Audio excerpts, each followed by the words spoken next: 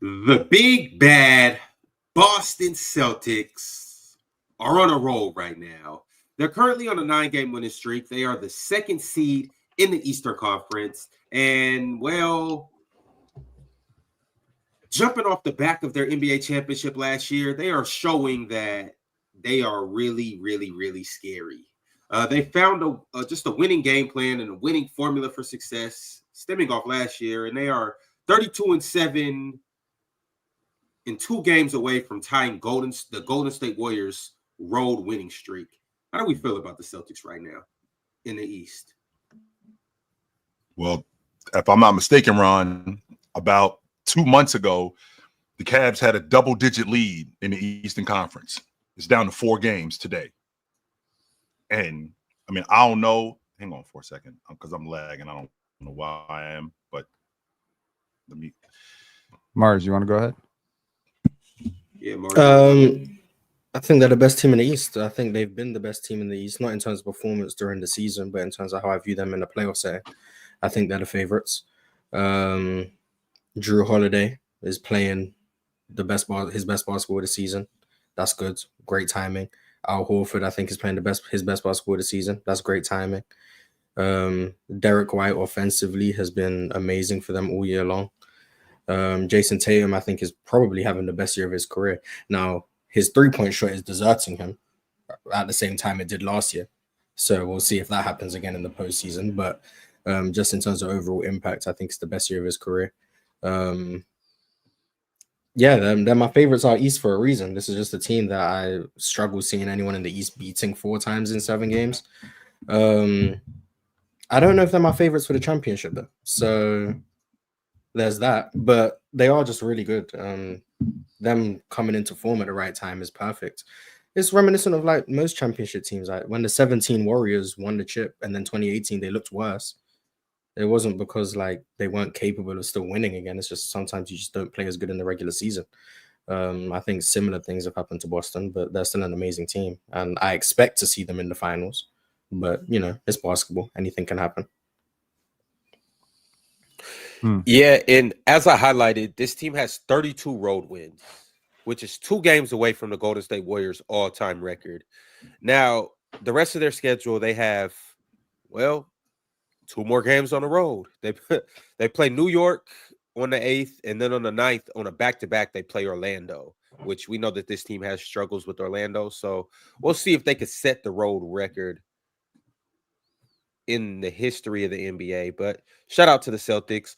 Also, too, this Celtics team, as of right now, they just got off a road win, like a road stand.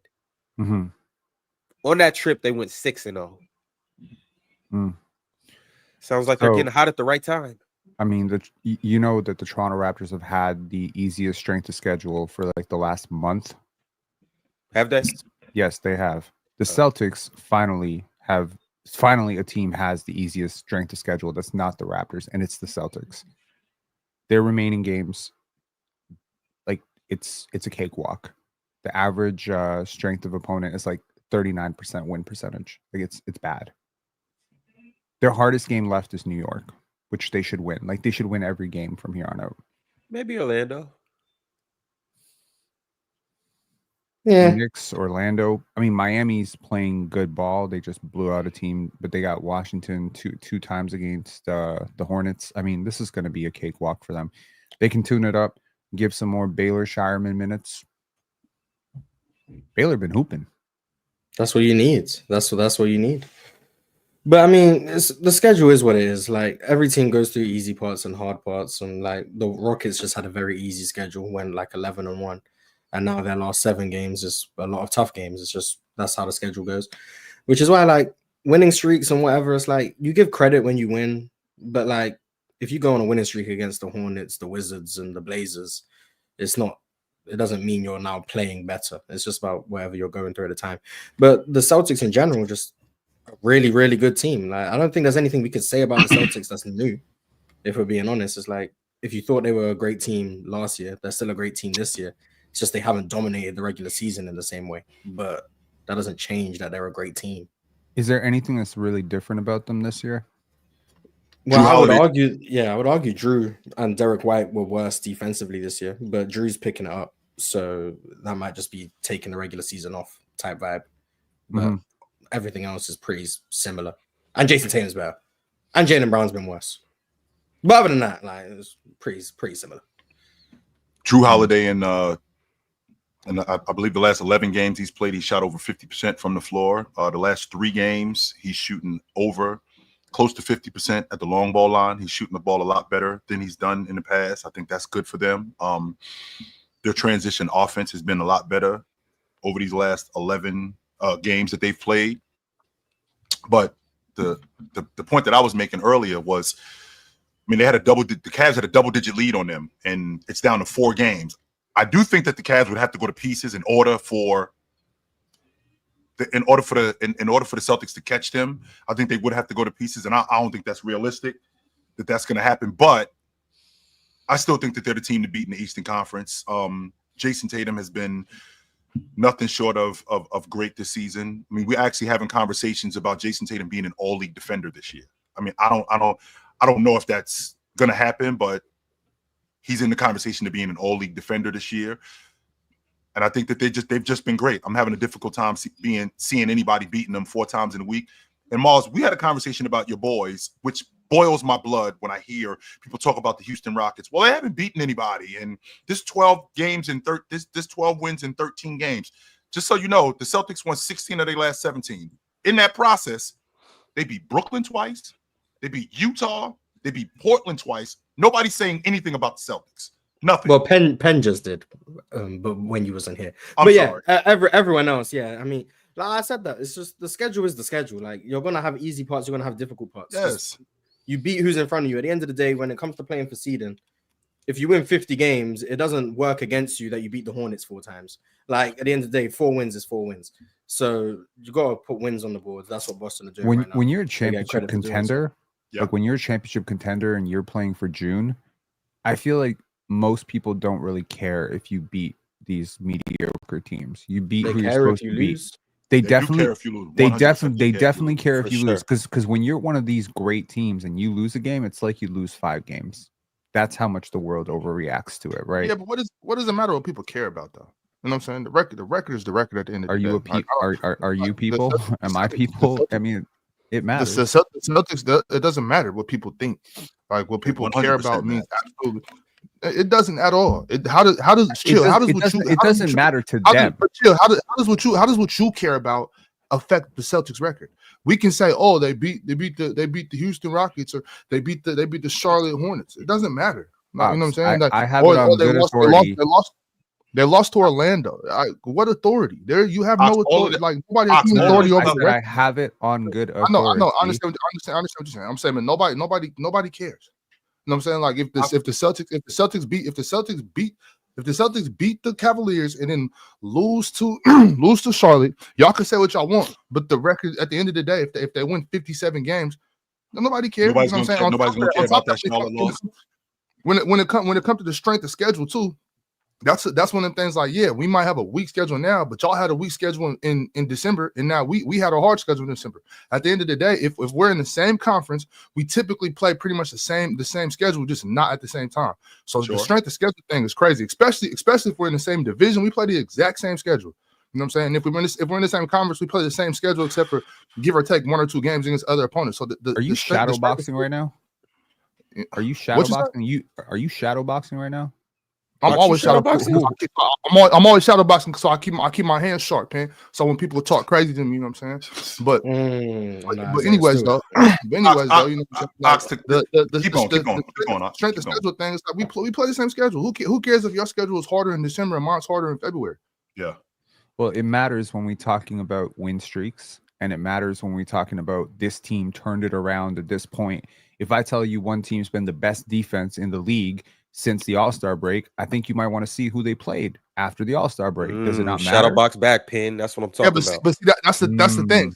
See, when you say things like that, Pin, it leads me to go like when y'all talk about point differential and this and that, or what y'all do, defensive rating and offensive rating. Y'all don't never talk about who they were playing when y'all do that.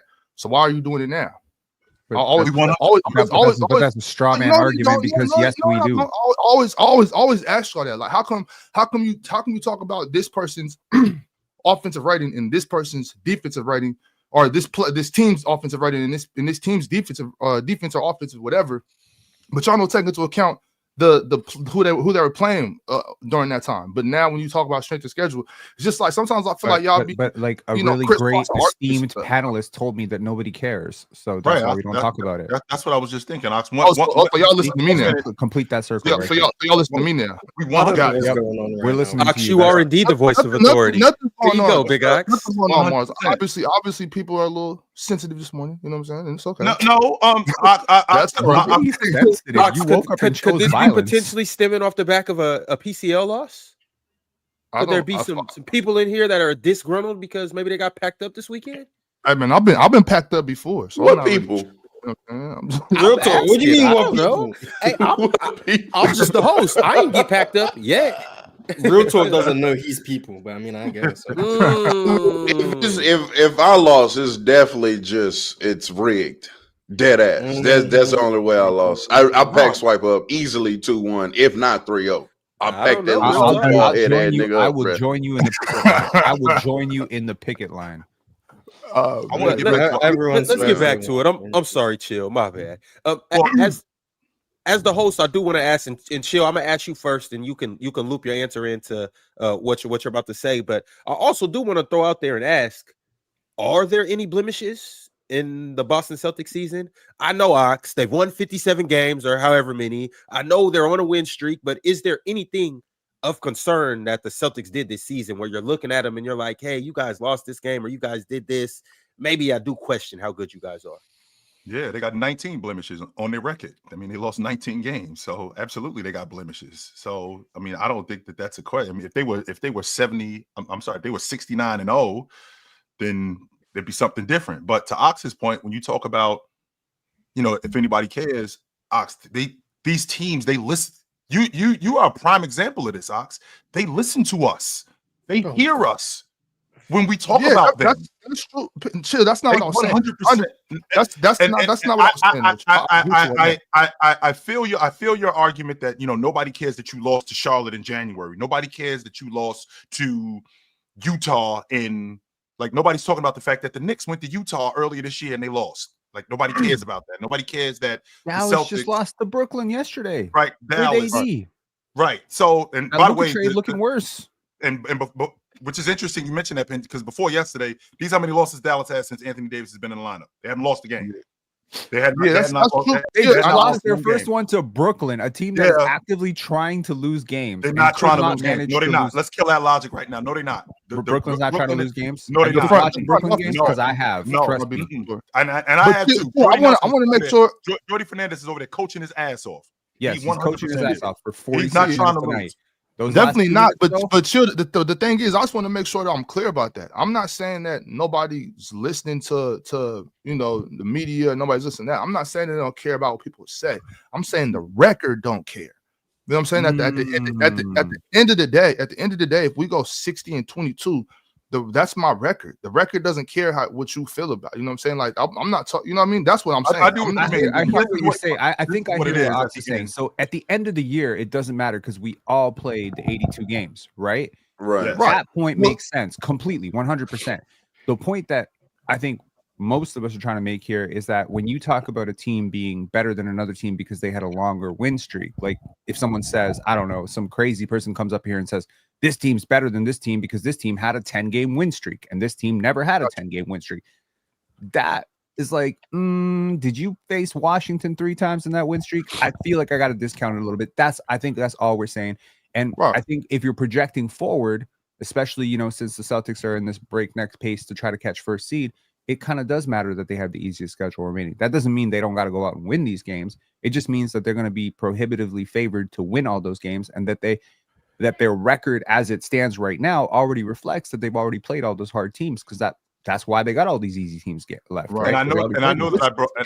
Go ahead, Ox. I'm sorry. It's just like it's a game of runs. It's a season of runs. You know what I'm saying? So win streaks and all that stuff. It's like the third quarter. If we go on a 12-2 run, you know what I'm saying? In February, if we go, I don't know what, 12-4. You know what I'm saying? That's cool. You know what I mean? But at the end of the day, it's one game. It's one season. You know what I'm saying? And it's But a season of Ron practice. asked a really great question, which is, have there been any, chinks in the armor for the Celtics? And I think there's a great answer to that. I think Chill was trying to answer it, but Jason Tatum's 3-point shooting is not just this month. Okay, so through March, he's shooting 31.3%. Would you believe me if I told you that he also shot 31.3%, identical 31.3% in January? So it's been a rough year. So it's like, I don't know. Maybe Jason Tatum want to go back to 2024 because what is he shooting on the season? 35, I think. Yeah, 35. 35. It's below league average. I mean, he's a fine the shot difficulty. He's a that was where I was going with it. Absolutely. Jason Tatum is a much better catch and shoot long ball shooter than he is off the bounce. He's also playing some of the most elite spacing in the league, probably in league history. Right. So, like, what's that going to do with his 3-point percentage? Nothing. Yeah. If you play with better spacing, if you play with better shooters, your shots A step back three is a step back. Yeah, three. usually your shots downhill are easier because there's less help. Your shots from three is a pull up three. And just because of that 5 out or where you're running too big. If you have better than this. If you have better spacing, the defenders are further out. Right. That part we're not going to argue, Penn. But just because that doesn't make much of a difference for his pull up threes. It doesn't. What percentage of his threes are open? More than not a lot of them, probably. Actually, I would especially off the catch. A lot of them. The ones off. Oh, but he makes catch and shoot threes. That's not. Yeah, he's always been a good catch. He just hasn't been able to make pull up threes for like 4 years. First of all, like there's a very big difference, obviously, in terms of expected efficiency on a pull up three from the logo, which is he's been doing some of that stuff, which is pretty cool, versus a catch and shoot three in the corner that's wide open. Obviously, we're not talking about the same shot, so percentages are a little misleading. But I will say that this is a player 6.6 of his threes are open or wide open. Versus how many? He's shooting what, 10? About 10. So 3 of them are like contested. Okay, and that's what I'm saying to you, Mars. If he's playing on a worse team with worse spacing, if he's playing with a lot of non-shooters, chances are there's not that many open threes for him. And I do think that it's worth noting that playing with better spacing does help everybody. It helps your driving. What is he shooting on his catch and shoot threes this year? But real talk, let's stay right here with real talk. I want to stay right here with the wide open ones, right? Okay, he's got spacing, but you just brought up an interesting point. What is he shooting in January? Are we nerdifying shooting right now? We are not nerdifying shooting. We're not doing that at all. No, we're not doing that at all. We kind of are, to be fair, but we really are. This is what I'm saying. Catch and shoot threes, Jason Tatum is 41% this year. He's always catch and shoot threes. Like every year he's 40%. So out of every 5 threes, he's knocking down 2 of them. Okay, but I'll say this. Pretty damn good. But Joe, two points here. Number one, we do have a little bit of a history here of the jump shot somewhat evaporating in the playoffs, right? That could be load. It could be whatever. I really don't know. It could be progressive fatigue throughout the season. His jumper's short. He needs to work on something. It could be the yips. I don't know. That's the first thing. The second thing is, I'll guarantee you, when you start going up against better opponents that are scouting you, the number of open threes relative to the number of contested threes, your open threes are going to go down in the playoffs. So your shot difficulty is always going to go up. And the higher you are on the scouting report, the harder your shots get. That's why we appreciate playoff risers and we cook, players like Julius Randle so much. So if we look at what's going on in the Eastern Conference right now, so let's say the playoffs started today, right? And the Miami Heat are in the playoffs. Are the Miami Heat going to affect the Boston Celtics long ball game at all, considering what they have? I don't think so. I think that they'll get whatever they want at the long ball line against the Miami Heat. I don't think that shot diet is going to change at all. And then you move to teams like Indiana, Detroit. We already know who Milwaukee is as a long ball shooting defensive team. We already know who they should on the defense. So I don't think that a team like Milwaukee, if they had to see them in the second round, would affect them. So now we move to teams like Cleveland or the Knicks, right? Right. We've seen what they've done against the Knicks. They get whatever they want against the Knicks. Mm-hmm. The reason why these teams in the playoffs, the Celtics in particular, are as good as they are is because this is who we are. You stop this and you stop us. And if you can't stop us, we're going to win it again. And I think they've lost 1 game in the month of March. They got the best road record. They got the best road record in the league. When one time they've lost in March. So I'm not really concerned about teams defending them at the long ball line. Jason Tatum, for him to get more than half of his long balls, for them to be wide open, to your point about him shooting 30%. The fact that the spacing is there, that doesn't matter. He's wide open. If he's wide open, he should make more shots. If he could make more shots. That doesn't mean he makes 48% of his wide open threes.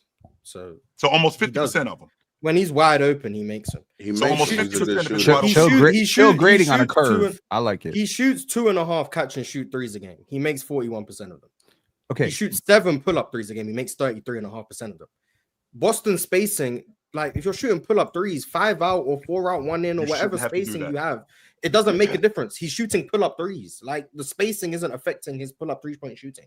He's shooting side where the step closest back defender is. Of course, it the does. one guarding. No, it doesn't. It's the one guarding him, Penn. A step back three in an ISO situation is not. Jason Tatum shoots 7 open threes a game when he only shoots 2.5 catch and shoot jumpers is because he's creating separation on pull-up jumpers. That just mathematically, that's how that works. Even if we give him the benefit of the doubt and say every catch and shoot 3 he shoots is open, so that's 2.5 of his 7 open threes.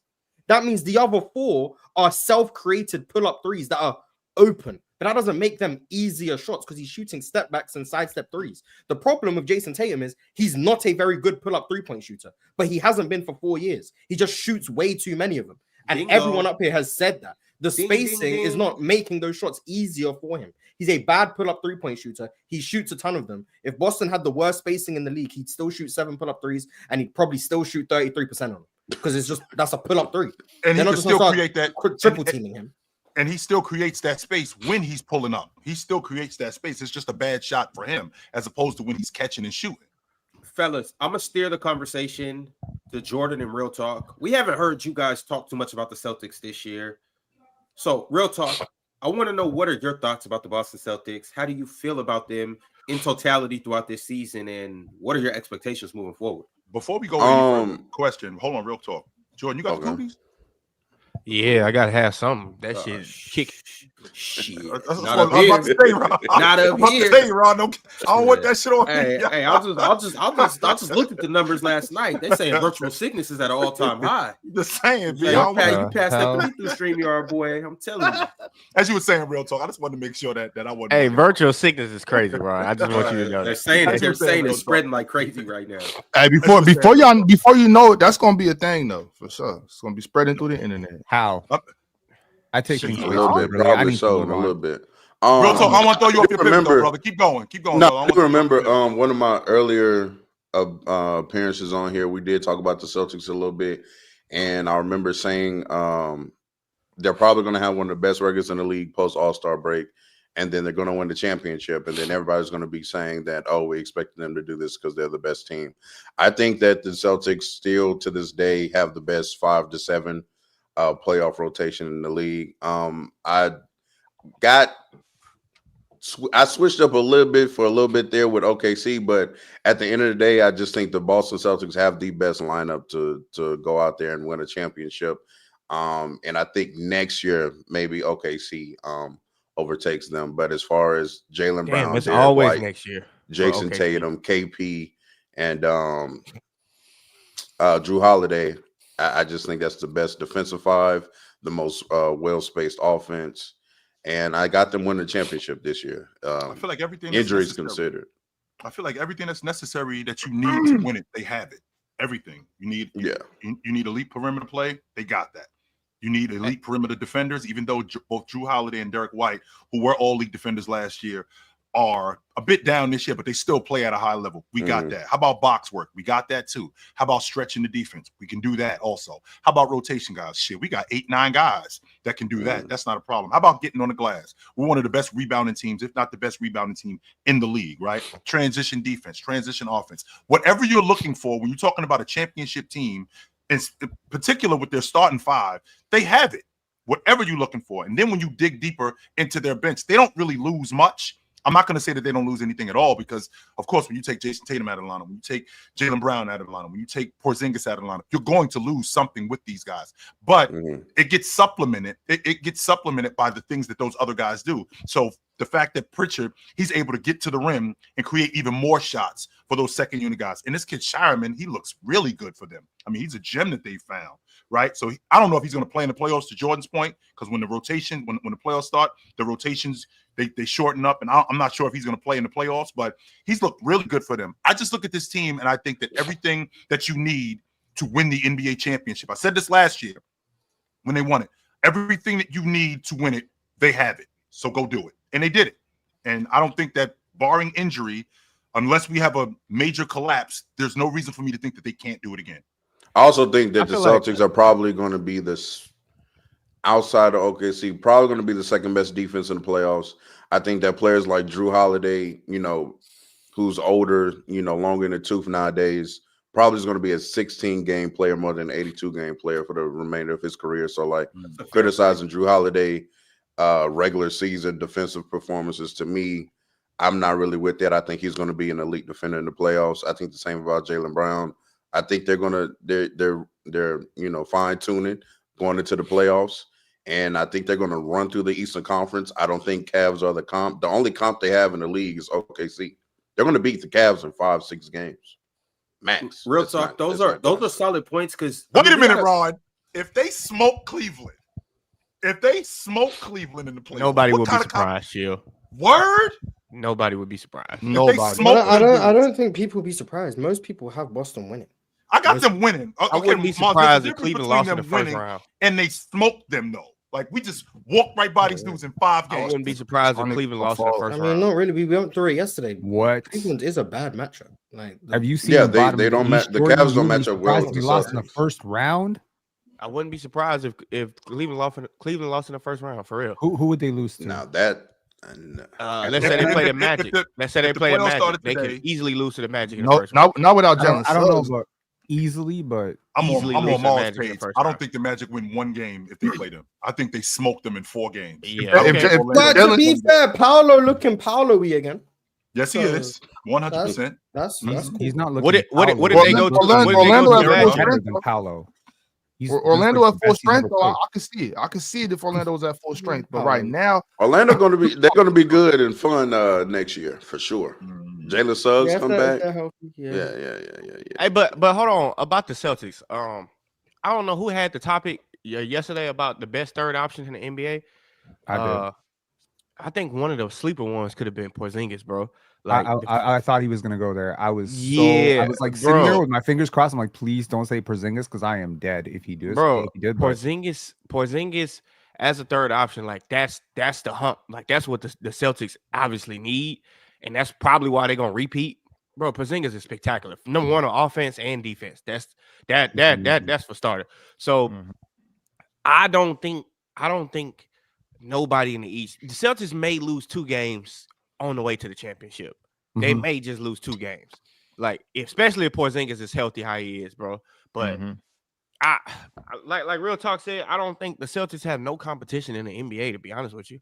Like, they have one team in the NBA. They have a team. Don't have no competition. They have a team. Slow down. Jordan. Okay. So I know Jordan. I know you see some comp. I know you're sick right now, so you might have missed the news this morning. Guess what? Michael Jeffrey Jordan just came out of retirement. MJ back. He back. The GOAT back. The Bulls ain't no goddamn comp for the Celtics. His no. And he plays for the OKC Thunder. Okay, look. What? Yes. Don't make those nasty ass comparisons. He changed his number to 2, baby. Look, what Hey, I'm gonna tell you like that. Them young boys is not coming. Okay, not at all. No key. When they come at all. Okay, we're gonna make a deal right now. Oh, so it's not a matter of if. Unless I get myself canceled off the panel before that. Would you focus? By crashing out too much. Okay, I'm gonna make a deal right now. When the OKC Thunder, not if, when the OKC Thunder win a championship, I'm gonna need you to say, "My bad, Mr. Shai Gilgeous-Alexander. My bad, OKC Thunder." So is J-Dub Scottie Pippen? Is J-Dub Scottie Pippen? Yes, he is. What? Okay. And I'm gonna need Chet to start dyeing his hair blonde and get on board. No, me too. Real talk, because y'all gonna take that and run with it. Do you see what they're doing to the? Do you see what they're doing to the NBA? More importantly, do you see what they're doing to the stars? The Oklahoma City Thunder could very much so lose in the Western Conference. They could. So They could who? also The beat Celtics, Boston. it's I not thought you were possible about for to the say Celtics first to round. lose. I was about to. Well, that's lose fine my because the mind. West is better than the East. That's cool. But if Boston Yeah. see OKC, that's a good matchup, and OKC can win. 4-2. They could, yeah, they definitely could. I just 4-2. don't think they will. I got Boston in Yeah, 6, but I I got think 4-2. OKC lose to in the West. no doubt they could. If everything goes wrong, man, Houston got something for. But you know, Stop. OKC Everything goes wrong. Like the whole they team gets could food lose to poisoning. Denver. They could lose to the Lakers, the Clippers, Denver, and Minnesota. Denver not beating the Yeah. boys. Oh, Minnesota. All I'm saying is who they could lose to. Ron. I'm not saying they could lose Minnesota's to an anyone. interesting one. Minnesota. I'm just saying that they could. That's all. Look, I get it. Hey, I just want to say, Gifted bringing up that whole Julius Randle nonsense. I'll listen to it again. That shit is nonsense. About bringing up if Anthony Edwards win a championship with Julius Randle, you know how much that would do for his legs. I promise you, nobody's gonna say this man won a championship with Julius Randle. I can almost guarantee you. No, people will be saying Nobody's that. gonna say that. I promise you, nobody's Julius gonna balling say right no now. shit like that. I mean, if Julius plays well, then like, who cares? Like, Nobody's Yeah, gonna say, Julius bro, that shit Mars, is nonsense. you appreciate bro. how I snuck a little James Harden glaze in my debate in the very last second, right? Yeah, at the yeah, buzzer? I mean, It was like as it you was like should, the as you Kawhi should. buzzer beater. I literally hit a Kawhi buzzer beater. It bounced, and then it went in. James Harden. It was a buzzer beater. It wasn't no Kawhi bro. buzzer beater though. That's Bro, different. to Yo, make it seem like I want to bring it back to the Celtics though. We'll get into the PCL later. oh, okay. No, I was just because we talked about the Timberwolves. That's why I was bringing that up because that's crazy as hell. Yeah, That's crazy. Let's bring it back to the Celtics though, because I think Real Talk and Jordan made some fair points. And one of the things Real Talk said was kind of like they are more so focused on 16 games than 82 games. And that's been fair. But even when you look at this, and I mean, think about it. They're a veteran team. They're fresh off a championship. They've made deep playoff runs, most of these guys throughout their career. So it's like 82 games is nothing to them. They know that the main thing that they need to focus on, the meat and potatoes of their season, is this 16-game playoff run. But the thing that stands out to me and shows me that this team is really, really, and I mean, obviously we know the Celtics are the Celtics. They won a championship last year. We know they're very good. But the thing this season that stands out to me for them is they literally have taken care of business on the road. Being 32-7 on the road is that's amazing. Impressive. Best record in the league. That's amazing. And That's I right. expect them to win their other 2 games on the road this year and go 34-7. That would tie the best record ever on the road. And I do also want to throw this out there too, because there is another team that only has 7 losses on the road, and that's the Oklahoma City Thunder. They're 29-7. So if they go undefeated on the road, them and the Celtics both will be 34-7. Which That's why I is brought amazing up for to both of you, them.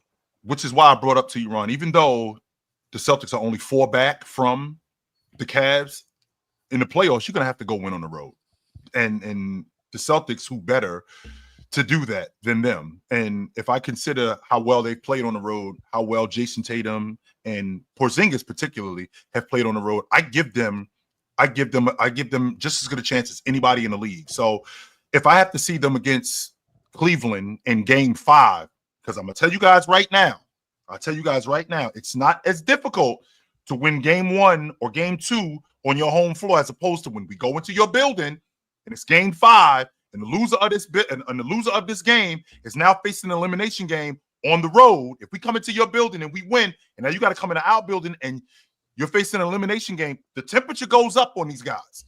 The temperature goes up, and a lot of these guys who aren't familiar with this kind of stuff, they'll fold. So the fact that the Boston Celtics are as good as they are on the road and they're battle tested, I think that that's an advantage for them.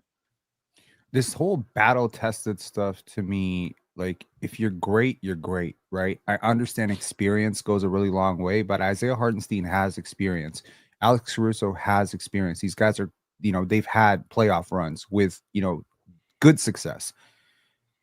Do you know what I feel like people are not paying attention to the OKC Thunder. What are the OKC Thunder doing right now? What are they doing to stars?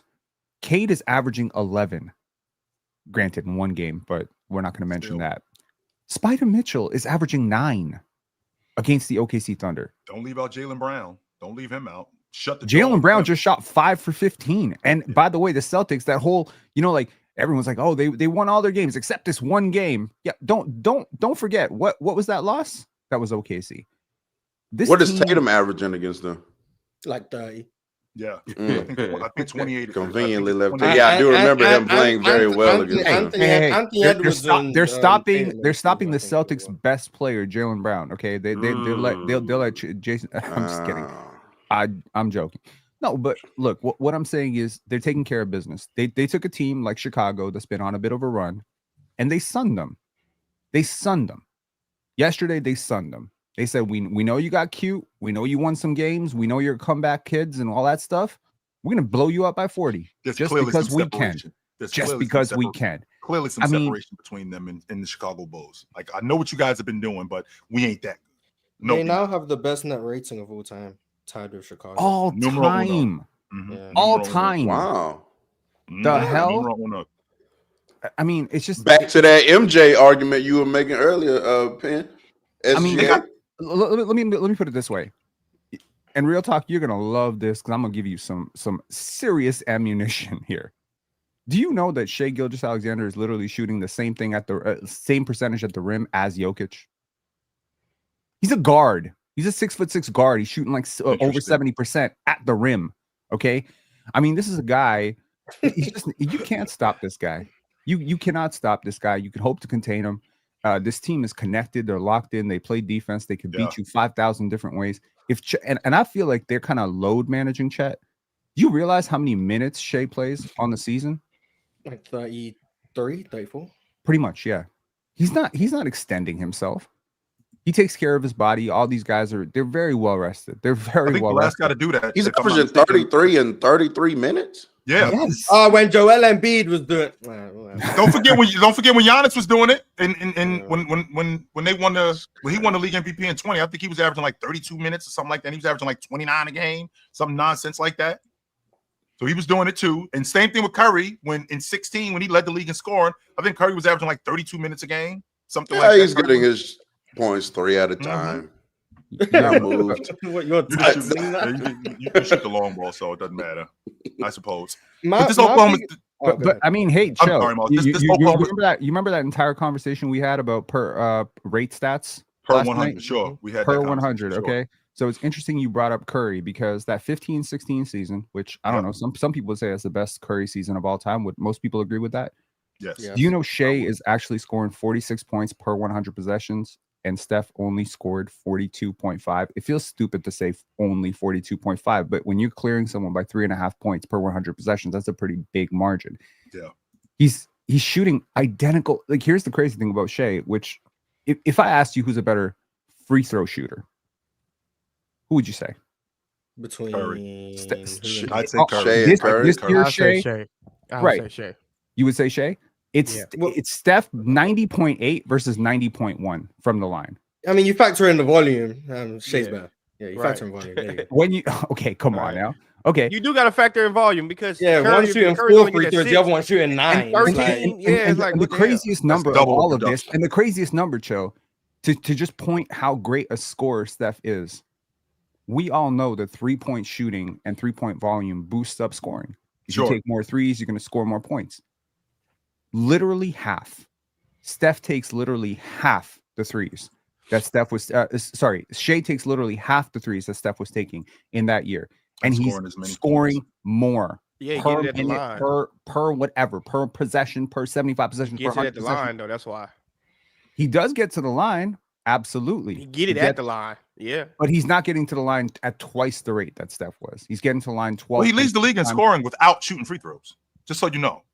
He's leading the league in scoring without shooting free throw. I know that's ridiculous, but if we're on a collision course, guys, if we are on a collision course with Shai is having a phenomenal season. It's ridiculous. I know it's crazy. If we're on a collision course between Oklahoma City and Boston, how? Because again, you know how I feel about the champ. This is where the belt is. You ain't got to beat. We don't have to beat you. You got to beat us. How does Oklahoma City beat the Celtics 4 times in a week? You know what? The same way they beat them this season. Let me. So Mars, it's a lot different playing me in December and then playing me again in March, as opposed to playing me on Tuesday and seeing me again on Thursday. Of a matchup. That's okay. And you have matchup. That's what. This is the same formula. But you have less time to adjust to things because we're adjusting. What's the adjustment for the fact that Jaylen Brown has no one he can attack as a mismatch? I'm glad you brought that up, Mars, because first of all, the biggest problem that Coach Mazzulla has had with Jaylen Brown is he's put him on the basketball against Oklahoma City. That's not going to work. That is not going to work at all. We have to take him until it does in the finals. Until it does. Well, we have to take him off the ball. And what I mean when I say take him off the ball, get him more involved in quick hits. Get him more involved in quick shots. He's dribbling the basketball. That's why Jalen Williams, that's why Case and Wallace are able to take him out of the game, because he's got the ball and he's 6, 7, 8 dribbles, which is what he's not good at all. And it throws their offense off, the Boston Celtics. So that's an adjustment that needs to be made, and it's going to be made on the fly. How do you get those quick hits for Jaylen Brown? I think you get those quick hits off down screens. I think you get those quick hits off pin downs. I think you get those quick hits in transition. I think you get those quick hits off back screens, like when he's dealing with Porzingis, because the back screener, whenever a guy back screens, he's the guy that's open, because the help is going to go to his guy. So he's coming right back to the basketball, and I can get something right in the mid post. I can get something in the mid range. Those are quick hits. It's just like in transition. One dribble pull up. This might be very controversial, but Chill, what are you going to say when they pack this team up in 5 games in the finals? What are you going to say? Yeah, you had Boston losing to Dallas last year. Yes. So, Who? Yes, Hold I on. did. Who pack who Yes, up? I did. 5 games. It's crazy. Who loses in 5 games? he has Boston losing in 5 games. To who? To Oklahoma Okay. City. And I'm going to tell you what. What are you going to say? When Why? Jaylen Brown go You know for why? 40 on You know Oklahoma why? City? Because Why? in Definitely 4 gonna probably games, do they're that. in 4 games they're going to stomp them, and in 1 game, Boston's going to be crazy from 3, and they're going to steal one. They're gonna steal here's- one. That's crazy. here's But Jordan, that's all I want to know. What y'all gonna say when Jaylen Brown get the cooking them boys? When Jaylen Brown scoring over the top of Case, you give him On credit. Alex Caruso and You Case tip and your Wallace. hat. That's what you do. You Jaylen- tip your hat. When If Jaylen Brown does that, you tip your hat. OKC, I will finally respect him. Yeah, Yeah, go Jaylen ahead. I'll be Brown real with does you. that. I've been with you. Finals MVP? That's crazy. I'm not going to Nah. overreact. He's a You great said player. I didn't respect him over Finals All- MVP. All year, I this said you OKC can't team respect the has Finals been MVP. doubted. They have been told they Oh, are no, not not the that favorite, Andre that they're Iguodala too is. young, that they're too this. And I'm telling you, they're bottling all this up. When they get to the finals, if they get to the finals, I'm going to say if, because I want to respect the Denver Nuggets, the Los Angeles Lakers, and literally all these fantastic teams in the Western Conference, because they will have to fight to get there for sure. We can't put the cart before the horse. You got to win 12 games before you get there. But let's just say I'm way more comfortable saying the Celtics will come out of the East. Earlier in the season, I was like, maybe Cleveland. No, I can't. So Celtics for sure. I'm gonna put them in the East, right? But when they get to the finals, they're coming for blood. This is a team that has like real dog in them. They're not coming to beat you. They're not trying to win this. They're not trying to win this championship. They're trying to win Wait a this minute, man. championship Wait a minute, and Penn. We're leave talking no about- doubt. Wait a minute, Penn. We're talking about a Boston Celtic team that hasn't repeated since the 60s. What do you think this means for the Boston And Celtics? they're not going to You repeat think that they until think your that they children are skipping into very, the very finals? old. You think that they just skipping into the finals against a young Oklahoma City team? They looking at them dudes like you standing in the way of history. Well, no They're gonna- one gets to the What finals. It's history? like, oh well, they want to win. A more. two-peat? They're in the finals for a reason. Two-peats of Most people history? wanna win. 100%. Why is it 100%. history? What history? Why is it history? Yes. Because the Celtics haven't done it since the 60s. That's 60 years ago. That's number one. And they're not going to do it until the 60s of this century. Number two, since 1987, 88 to 1997, 98, we had a repeat champion every year. Mhm. That hasn't happened since in the NBA. So Ain't happening this year either. that for no, I'm not. I don't mean because the Warriors repeated, the Heat repeated. I'm talking about every year for a decade. We had a repeat champion every year. But with that being said, with the Celtics repeating, with the history that they have championship teams, and they've been to the finals and haven't been able to repeat. This would be a huge deal for them. And to go up against an Oklahoma City team for what you're talking about, as good as they are, how much better would this be for them to do that against them? So you think like Joe Mazzulla, like reading them Bill Russell's biography, huh? Like, hey, we got. I wouldn't be surprised. We gotta make history, fellas. I wouldn't be surprised. OKC don't give a shit about your Celtics history. They're trying to make their own history. They've been beat down. They've been under. They're not talked about. They're a small market team. They got been this. through that much. These little niggas is barely. Are you kidding me? You know how much losing they did, Ron. You know how much losing. How much losing? What? How much Yeah, losing they have haven't the been doing OKC They that Thunder much haven't, done? they losing. haven't They haven't been lost doing more that than much Jason losing. Tatum and Jalen Brown. I was in about to two say that, holidays. Ron. Yeah, It ain't like it ain't like the Celtics was in the finals every year and they was winning every went to year. one- they Let's went be to one real. playoff. Since They went Jalen to Brown one and Jason playoff. Tatum been there, they have been perennial Eastern Conference Finals And- locks every and they've year. lost Almost. every year. Right. And They've then- lost and then- in Hang the on. finals. This is what They've they've lost gotten. in the Eastern Conference Finals. They've lost Yes. in the Okay. second round. Okay, They've been Ron. there and they've lost time after time Boston after are time more after time. experienced. Ron. Yes, Boston. Yeah, are experienced. Boston's Yeah, definitely but more like, yeah, experienced. Penn is saying that OKC all of a sudden they have the guts and the glory to win a championship because they've just lost. No, Ron, these it young takes niggas a got dog to see a drafted. dog. They You got wouldn't their know asses anything kicked about their that. rookies and sophomore years, Mm. and they got better. If you ask me, OKC actually has more to go through to build the heart and the character of a champion. A champion isn't just birthed. You have to go through the rigors. You have to go through the. I mean, I was born. I was everything. born. Boston in History- Kansas, The so- highest net rating of all time isn't moving you. They No, gotta- I'm not. No, it definitely is, but Because history it's regular history does say that OKC has some more losing to do before they win a Yes, championship. that's the point Like I'm that- making. Like, who just came How into the mu- league how and much won? losing do Now they you're have gonna to say do? Magic Johnson. Who did Magic Johnson have on his team? Like losing the How- finals this So year. how long Didn't does a team have to lose for before they win? Probably Yeah. probably It's not a set with standard, their but- trajectory, right? 'Cause Probably losing. last year they were lost because of experience, apparently, and then this year they Okay. still don't have enough. They So probably next year, losing will the they have enough finals experience? this year. Probably losing the finals this year, and then probably And get then their next year one they'll next have year. enough experience. Yeah, next year they'll get their one next 3 year. years, 2-3 years of losing isn't that long. You know what I'm saying? I'm not Like, saying it's long. I I- just want to know I- where I- we're I don't mean like- at. So when I don't OKC mean- losing this year, will they be you guys' favorites next year? I don't know. I got to see what happens in the offseason. All I'm Okay. saying, Omar, is like when a championship team like the Celtics building up to Ron's point, they went through, like a 5-year, get in there, Longer than that. losing. You know what I'm saying? And I'm not like Ron said, I don't think there's any set amount of time. All I'm saying is it's not a knock to them, to me, if I say that they'll lose to the Celtics right now, because it's like that doesn't kill their chances. You know what I'm saying? That can only make them stronger. That's all I'm saying. Like it's not an indictment against OKC to lose to the Celtics in my mind. You know what I'm saying? Because I don't care about the highest net rating of the century. You know what I'm saying? That shit don't matter. Why not? So because I don't care about that. That doesn't matter to me. You know what I'm saying? Like Why not? that- I'm Because genuinely Ox cares curious. about Why does it not matter? basketball. Because at the end of the You're day, stomping teams by the because largest I- margin in NBA because history I know matters. because I No? know Yeah, but the strength of schedule, Pin. because I know You know what I mean? So it's like that's a really bad argument when you're talking about 72 games. But okay, So so for me, that's all I'm saying. Like if OKC were to lose to the Celtics, I would be like, yeah, that was supposed to happen. You know what I mean? don't- And then It's a knock no, to that's have all. OKC losing. I think it's a knock to say that the reason they're going to lose is because they don't have experience. Ju- I for feel like me, and I feel like there has to be more they reasons. just than just, imported oh, a whole they're bunch too of young. experience. Mars, You know, that's fair. That's fair, that Mars. up. I I'm hear you. not I hear using you. that as an excuse to why they're going to lose. Honestly, I haven't even made up my mind who's going to win. It was just Penn saying the fact that they got so much guts and glory, and they're out for blood, and they're ready to sweep anybody. I'm They like, might be I off mean, the blood. Penn I do think they lost are his off the blood. storylines. He said story of everything. He's just nah, trying to for sure. build a And cinematic I get Yep. that. I That's get that what too, he's Penn. trying to And I'm not saying that Dub they're not plug. young dogs. I'm not saying that at all. I'm just saying, like, what makes you think Boston's not out for blood too?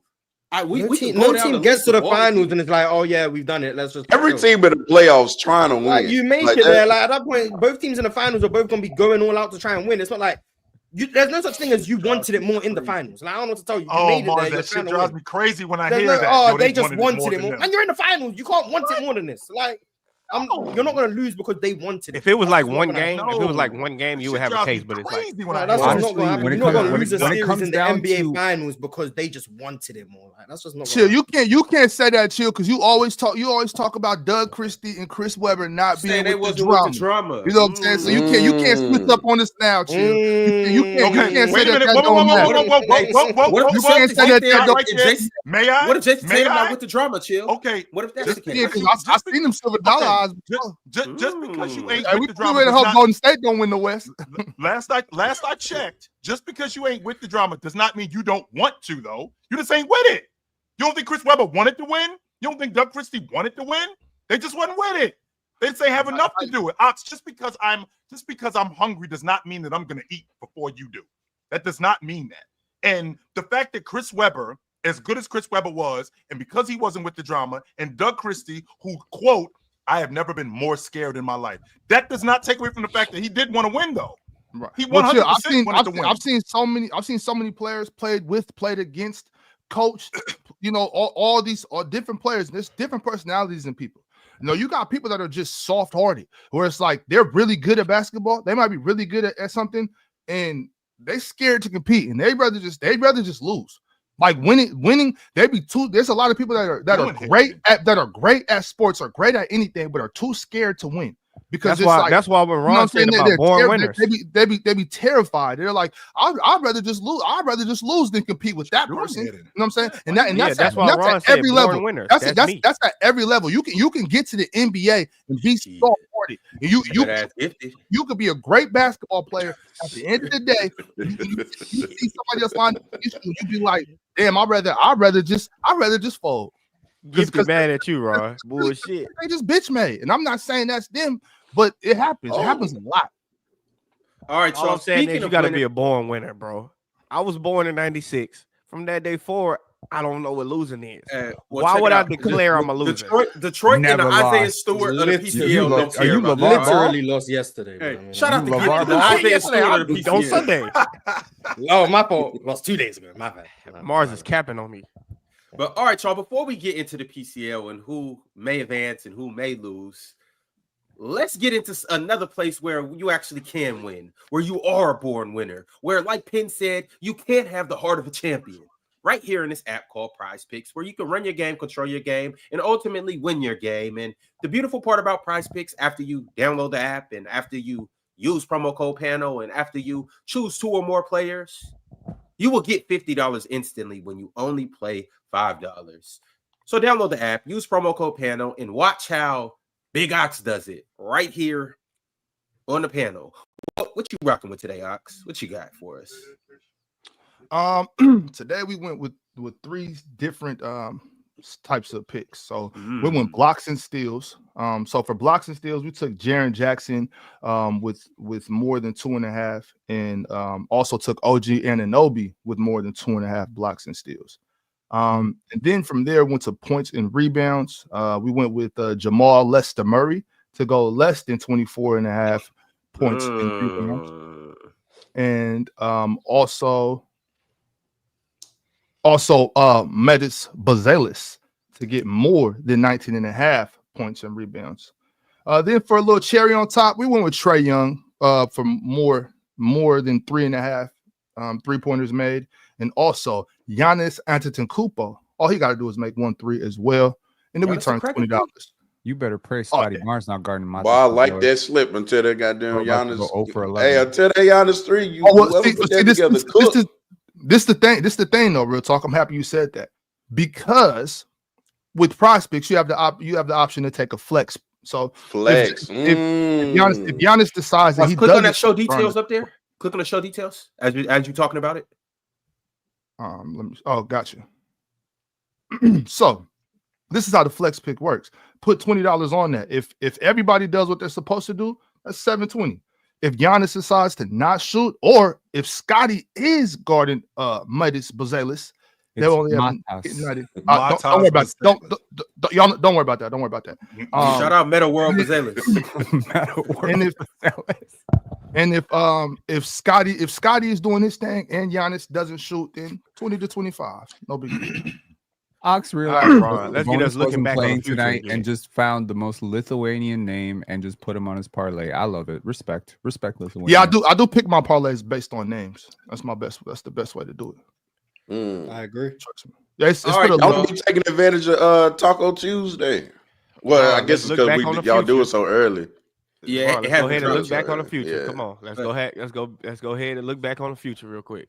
What do you want to look back into? Oh, the PCL. Yeah, a PCL where Mars need to quit capping on me.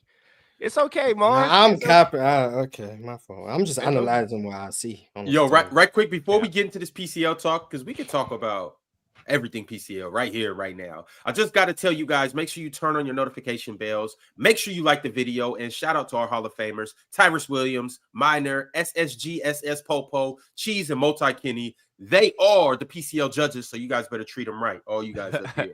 All right, let's get into it, y'all. What you want to talk about, Jordan? And I why want is to talk Mars about. First of all, Mars is definitely capping. Number two, I want to talk about Ron. We need some clarification about what?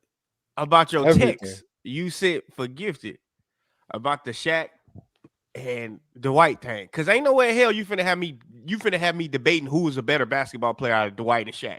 There's no possible way you What finna have text me did I debate send you? Okay, Jordan, that's so obvious what that is. Yeah, it was definitely obvious. If you're arguing Dwight versus Shaq in Orlando, it's obvious who was better in Orlando, Shaq or Dwight. That's the obvious thing. Well, Shaq was still a better player than Dwight. Real quick, at this point in the PCL, motherfuckers is just crying about anything, trying to nitpick with this shit. All right, bro, you know what's going on, bro. And if you're confused, ask a question. Call Ron, text him. If not, he said Ron clarified it for him. So Ron sent me the same thing. That's what I'm saying.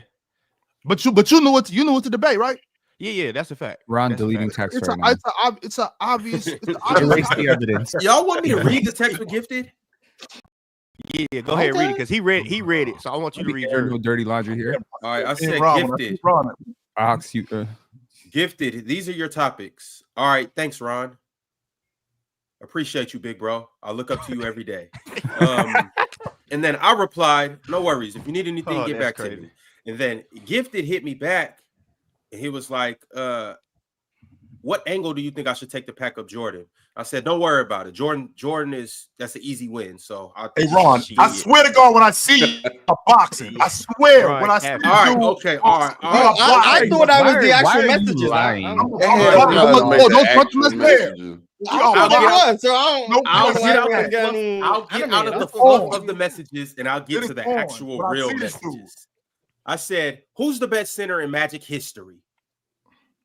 Shaq versus Dwight. Now, you ain't even give them the option to pick Vucevic. It was no way you would pick Vucevic. There's no way you would pick Vucevic. No, I would have picked Vucevic for I shut it down immediately when I went to Shaq. Mars? Longevity. I can see Mars debating that, honestly. Look, hang on. I'm gonna take Martin Gortat. Of course, Bruce gave like 9 years to Orlando. That sounds kind of Lithuanian, huh? It's marching, and he's Polish. Okay, marching where? Where he marching to? He marching back to Poland. His career done. Martin Gortat. All I'm saying is this, bro. Vuce was 18 and 10 in 9 years. Yeah, come on. All I'm saying is this: if I'm being honest, man, it was a nice battle, but I just feel like the pendulum swung my way 3 times. But I do want to say 3 times. That means it swung the other way 3 times too. No, hell no. Whatever. Look, we asked everybody on Playback, how do you interpret this topic? Everybody said the same thing. Who's the best center in Magic history? We all interpreted it that way. But Gifted said that you had sent him some text messages. I was about to read it, Charles. Okay, go ahead. We waiting. Gifted said, "Oh, I missed this. We don't got topics established already. I take Shaq though if push came to shove. To clarify, this is better, not greater, right?" I said the question is who's the best center in Magic history? That's how it will be phrased. Better or greater is up for you to determine. So it's up for you to make an argument. Which is fair. It's up for you to make an argument. Which to we me, don't got to complicate this. We really don't at all. We don't have to make this more. The thing about it is everything got to be so complicated. If Gifted wasn't crying so much, he could have used him being better as an argument. His point of him being greater. That's why I said. I think Ron. I got a million. Hey, you better watch what you say, Ron. You better pull up. You better ask the man's next to you when Detroit come through. Everybody better get in.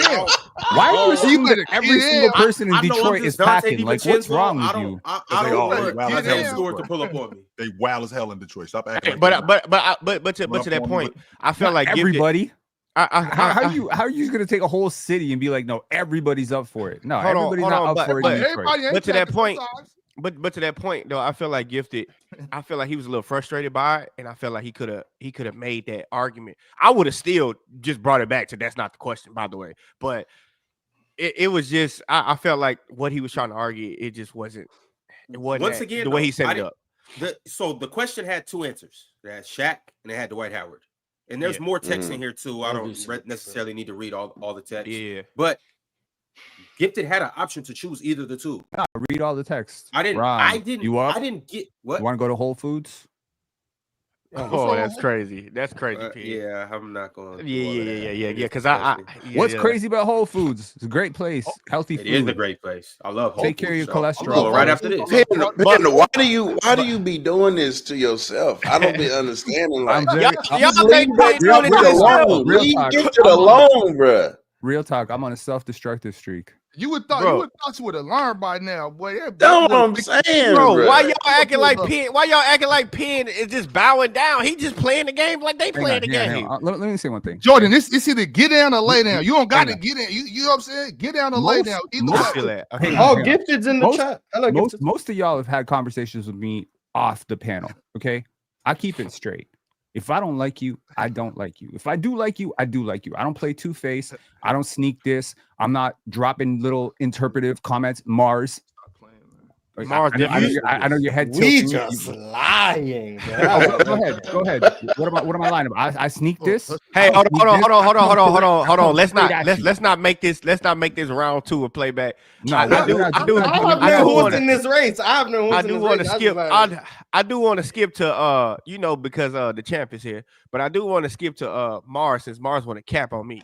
What's your count of the battle? What you think happened? Your one? Yeah. Support all panelists. Judges, if you're watching, close your ears. We will not allow any tampering. All that crying and shit about us talking about it is weird, bro. Stop all that crying. What were your topics again? The Dwight and Shaq. Dwight and Shaq, better legacy, Ja or that topic was stupid. Mars set that shit up so he can say that. You see that, Ron? No, and your other one, the other one. The other one was who could win a series without their best player. Their best player, yeah. Oh, okay, yeah, you lost that one. Yeah. I don't think I lost that. You don't think you lost any rounds to? I'll be honest, if I lost it, I don't think I lost that one. That's fine. You don't think you lost? I think you lost that one. Jordan, are you 6-0 in the PCL? I would think so. I caught your reference. Yeah, but hey, Jordan, that Elite 8 finna be different. The Ja and Ant thing. I think he won the Ja and Ant thing. I think he won that one. And then the Shaq and Dwight one.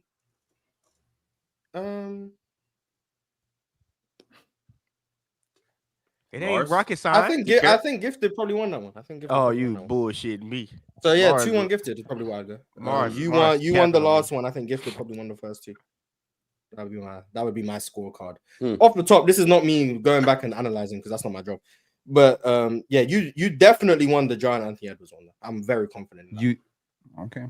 Hey man, I'm just telling you, I think I won 3-0 just off the fact that not me being biased. I could be biased, but I'm not gonna be biased. I'm just going off the fact that when it came down to the actual topic, I think sticking to the actual topic is a skill. Not throwing other things that doesn't matter that's relevant to the topic. That's what he did in the Ant one. That's what he did in the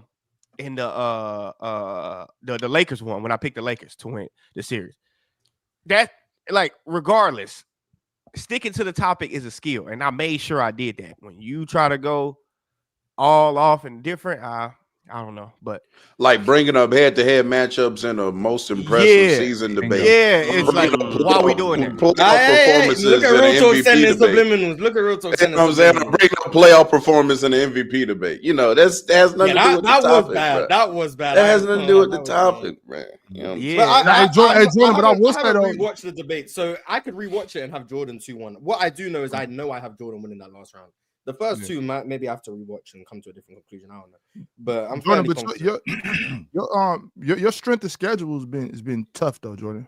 Oh, for sure. But I ain't gonna cry about it. I'm gonna just You know, So go where I like, need so to like, go. if you like you win it, If you win this one, I think you have a easier next round. I think His strength of schedule. Who I don't even remember. I've been trying to figure out who was I supposed to go up if I win this one. When I go to the next round, I don't know. He started out going up against Ox. Is it Ox? Is it Ox? I like that, boy. I do want to say. I think Ox won. I like that, boy. I think no, Ox won. Ox for sure won. Ox swept him, I think. Ox won, yeah. Yeah. Ox did one of the most impressive. I did one of the most impressive arguments I've ever seen. He turned Cade being a good passer into a negative thing. He was like, "What are they?" No, that was amazing. He was like, playmaking is relying on other people, so it's not that. It's not. Yeah, he passed the ball, relied on other people. Yeah, I feel like ZZ. He compared Joel Embiid's injury to committing murder. Yeah, he did. Premeditated. That was nasty. In Pennsylvania. That was hilarious. But I feel like ZZ. I feel like ZZ did the same thing. I feel like Gifted did, and I'm not throwing shots at Gifted or ZZ. I'm just saying. I think they did. They talked outside of the actual point, and I think that hurts you because it's like almost kind of a like you're not confident in the answer that you did, so you trying to like swing it another way. And I think that's what ZZ did, and Ox kind of. First of all, Ox did a very good job. ZZ was talking about that trade too much. It was meant to be about that's exactly what I'm saying. I'm like, that's exactly what I'm saying. And Ox did a good job of cheating by telling the judges what he was about to do, and didn't even do it. That's not cheating. That's good. But you ain't even do it though. Ox said I'm gonna make 5 to 6 points. I'm like, it's no 6 points in a minute and 30 seconds. No way. That's not what I said. I said in the second round I had made those points in the first round. I did make those points in the first round. In the first round, I talked about all the reasons why in LA, Luka's not going to get the love. So I said this. I made 5. That was a good one, though. That was a good one. Yeah, but those were the points I was talking about. In the second round, I said judges. In the first round, I made 6 points about this. In this round, I'm going to talk about SGA because what I realized is that, and y'all all pay attention to this. Sometimes I think we make points, and I think sometimes people just miss them. So I'm like, I want to point out what I'm going to talk about so that we know what's going on here. You know what I mean? Because I like the strategy. I like. Yeah, honestly, I respect it. Yeah, I don't want there to be no misunderstanding here because I respect ZZ as a ball knower and as a debater. I do. You know what I'm saying? Honestly, like no, it's not no knock to ZZ at all. But I thought yesterday was kind of a damn performance for ZZ. You know what I'm saying? And I'm not even sure. Like people say I swept. I think I got it 2-1, but ZZ better than that. Which one you think you lost? Which one you think? Oh man, well either way it goes. From the logo still up. Shout out ZZ. Shout out Gifted. Shout out Hayes. I'm telling y'all, shout out ZZ. Oh, ZZ dope. Hayes won. Yeah, Hayes for sure beat Brax.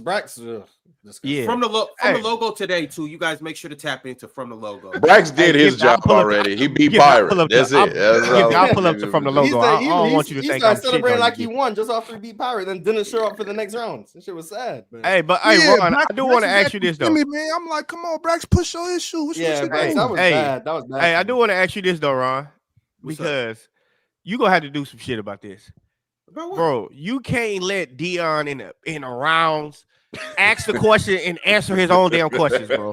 You cannot allow him to do that, bro. Dion's dominant, man. Dion's dominant. Yo, bro. Dion's like, why do you think this is? I'm like, yo, bro. I'm like, is that enjoyable? Is that enjoyable? No, that's that. No, hang on. Sorry, I was gonna say that John D and Dion debate. Now look, I'm not disrespecting. I do think Dion. John D lost though, by the way, but it wasn't enjoyable. But John D definitely lost though. It's a little bit frustrating when someone is kind of like so Mars, your co-host is now Dion. Into a corner during a debate. It's first of all, like, this is entertainment. It's not. I don't know who finds that entertaining. Where someone's like, "What you gonna say? You gonna say something like why is that? Why does it's frustrating for the other person? You kind of pulling that person off tilt. It's not a rap battle. It's antics. You gotta get in someone's head. I mean, that's what it is. I mean, everyone has different strategies. There are different strategies, but I feel like when people are doing that, it's like you're not even listening to each other. So John D is making a point, which might be a great point. It might be a crazy point, but Dion not even listening to that point. And I feel like, look, as somebody who did not listen to 20 seconds of my opponent in the opening round, I did not make that mistake yesterday. And it was important for me to actually listen to what Carson had to say. So I'm listening because sometimes that wasn't Carson, that was Logan. I pack Carson. My bad.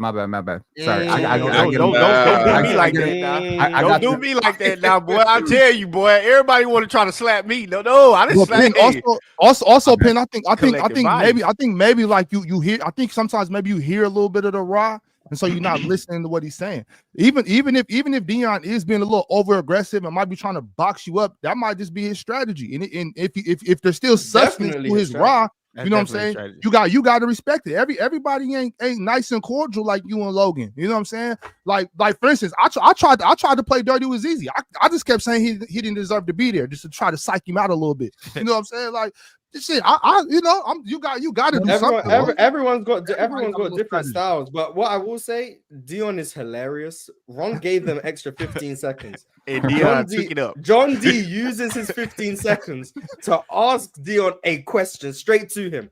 And Dion, instead of answering, for the next 15 seconds said, am I supposed to answer? Am I supposed to answer? And they just wasted all of John D's time. I was like, that's what I'm saying. That's exactly what I'm saying. First of all, Ron's like, y'all can't talk over each other. As soon as Ron said, I would put more time in, Dion get right to talking over him. Like immediately. And I'm like, wasted all of John D's time and then just started rambling for another 45 seconds. I will say, I just felt like I also think that John D. That's why I think John D lost. I think it was close, but I think John D lost.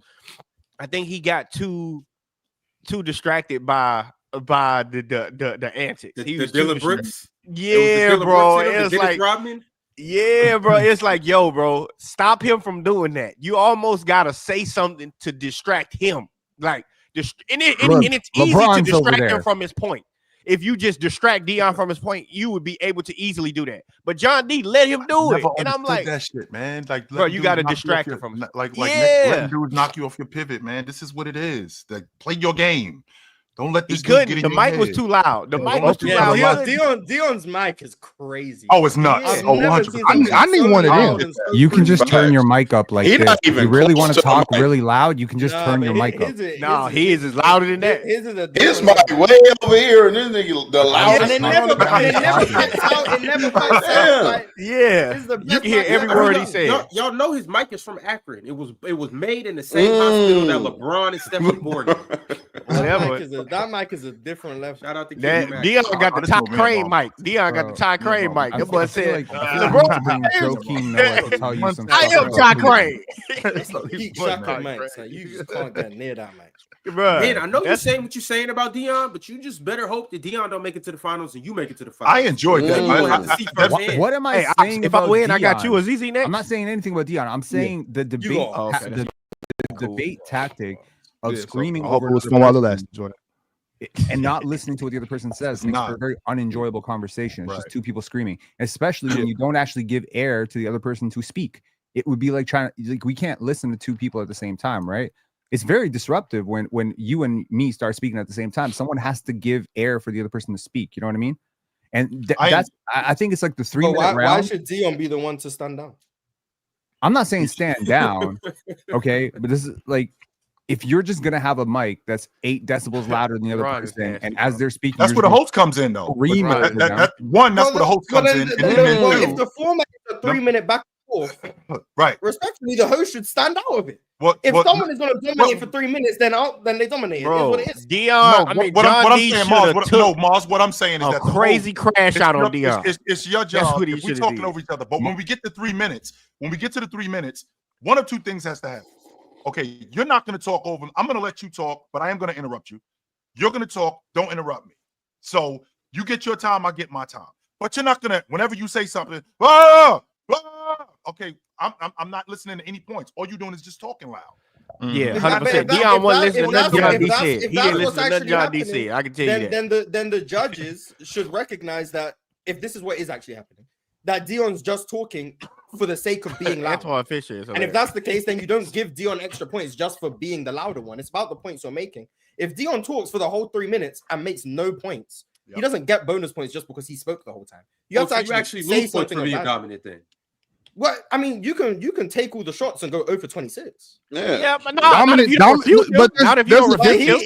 dominated. He was running heliocentric. Was he creating good shots? I don't know. Is Dion? Yeah, but John D got to refute them though. He can't just let him get off. He got to refute them. He got to call. If He got to Dion call the don't let him hypocrisy refute, out. if He got to call. Dion don't let him refute, then That's what I'm it's tough. saying though. John D should have threw him off his pivot and just crashed out and just had him just on the course. Like that's But what I'm saying. You should just crash out. Don't y'all think there's a difference between? Don't y'all think there's a difference between being dominant and being obnoxious? Yes, it's Those two 100% things are different. not the same thing. Those two Oh things You know are what not I'm the saying? same no, thing. I want to call him dominant. So no, it's the same. Right, did right. call him Well, dominant. once, Yeah, like, I'm but gonna like, continue You about to the get thing- dominated on your own show. I'm just about to let you know that. That show's cancelled. I'm not talking. No, Dion got that. Dion got that job. If dog. Dion did win, he's my opponent next week. Well, this week. No. Mars gonna be like, Mars. pardon me. But look, So, Pardon yeah, me. I'm just accepted. I'm gonna get dominated. Is what it is. Look. I'm On the accepting Who my Talk fate. podcast, Mars' screen gonna be little as hell. John D gonna take up the whole screen. I'm telling you, this is how this shit I gonna did work. enjoy Real Talk and Swiper's battle because Real Talk, one, he stayed on topic. Real Talk almost crashed out at the end though. Well, I mean, how much are you going to keep listening to somebody talk over you and trying to make a point? I mean, at some point, I mean, Thank you, Chill. Two things. No, chill. You right. Like just right now, like right there, just right now. Like I'm trying to make a point, and I'm gonna turn my as soon mic as up. there you go. I mean, at some point, yo, shut the hell up and let me talk. So that. But I thought Real Talk. I thought he stayed on topic. I thought he made some real interesting points. It was good with the Luka and with the Luka and I think it was the Luka and Shea battle. Luka and Jokic. Luka and Jokic conversation. I'm sorry, Luka and Jokic conversation. That was I thought that was a really good one. I enjoyed that. Yeah, I will say this. It's two things. Because Real Talk, I definitely think you won that. And I'm not just saying that because I be trolling Swiper. But I definitely think you won your battle 2-1 for sure. He did whatchamacallit, Real Talk almost crashed out at the end. But I told Swiper this a long time ago. You gotta stop making arguments where only you have the stats for that one person. He's the best in the league, and they say, "What's the stats?" Well, he's averaging 6.2. Well, Jordan. Okay, first of all, Jordan, it's not relative my, to what? Right, but it's not my job to make. It's not my job to make your argument. No, this is my argument for my guy.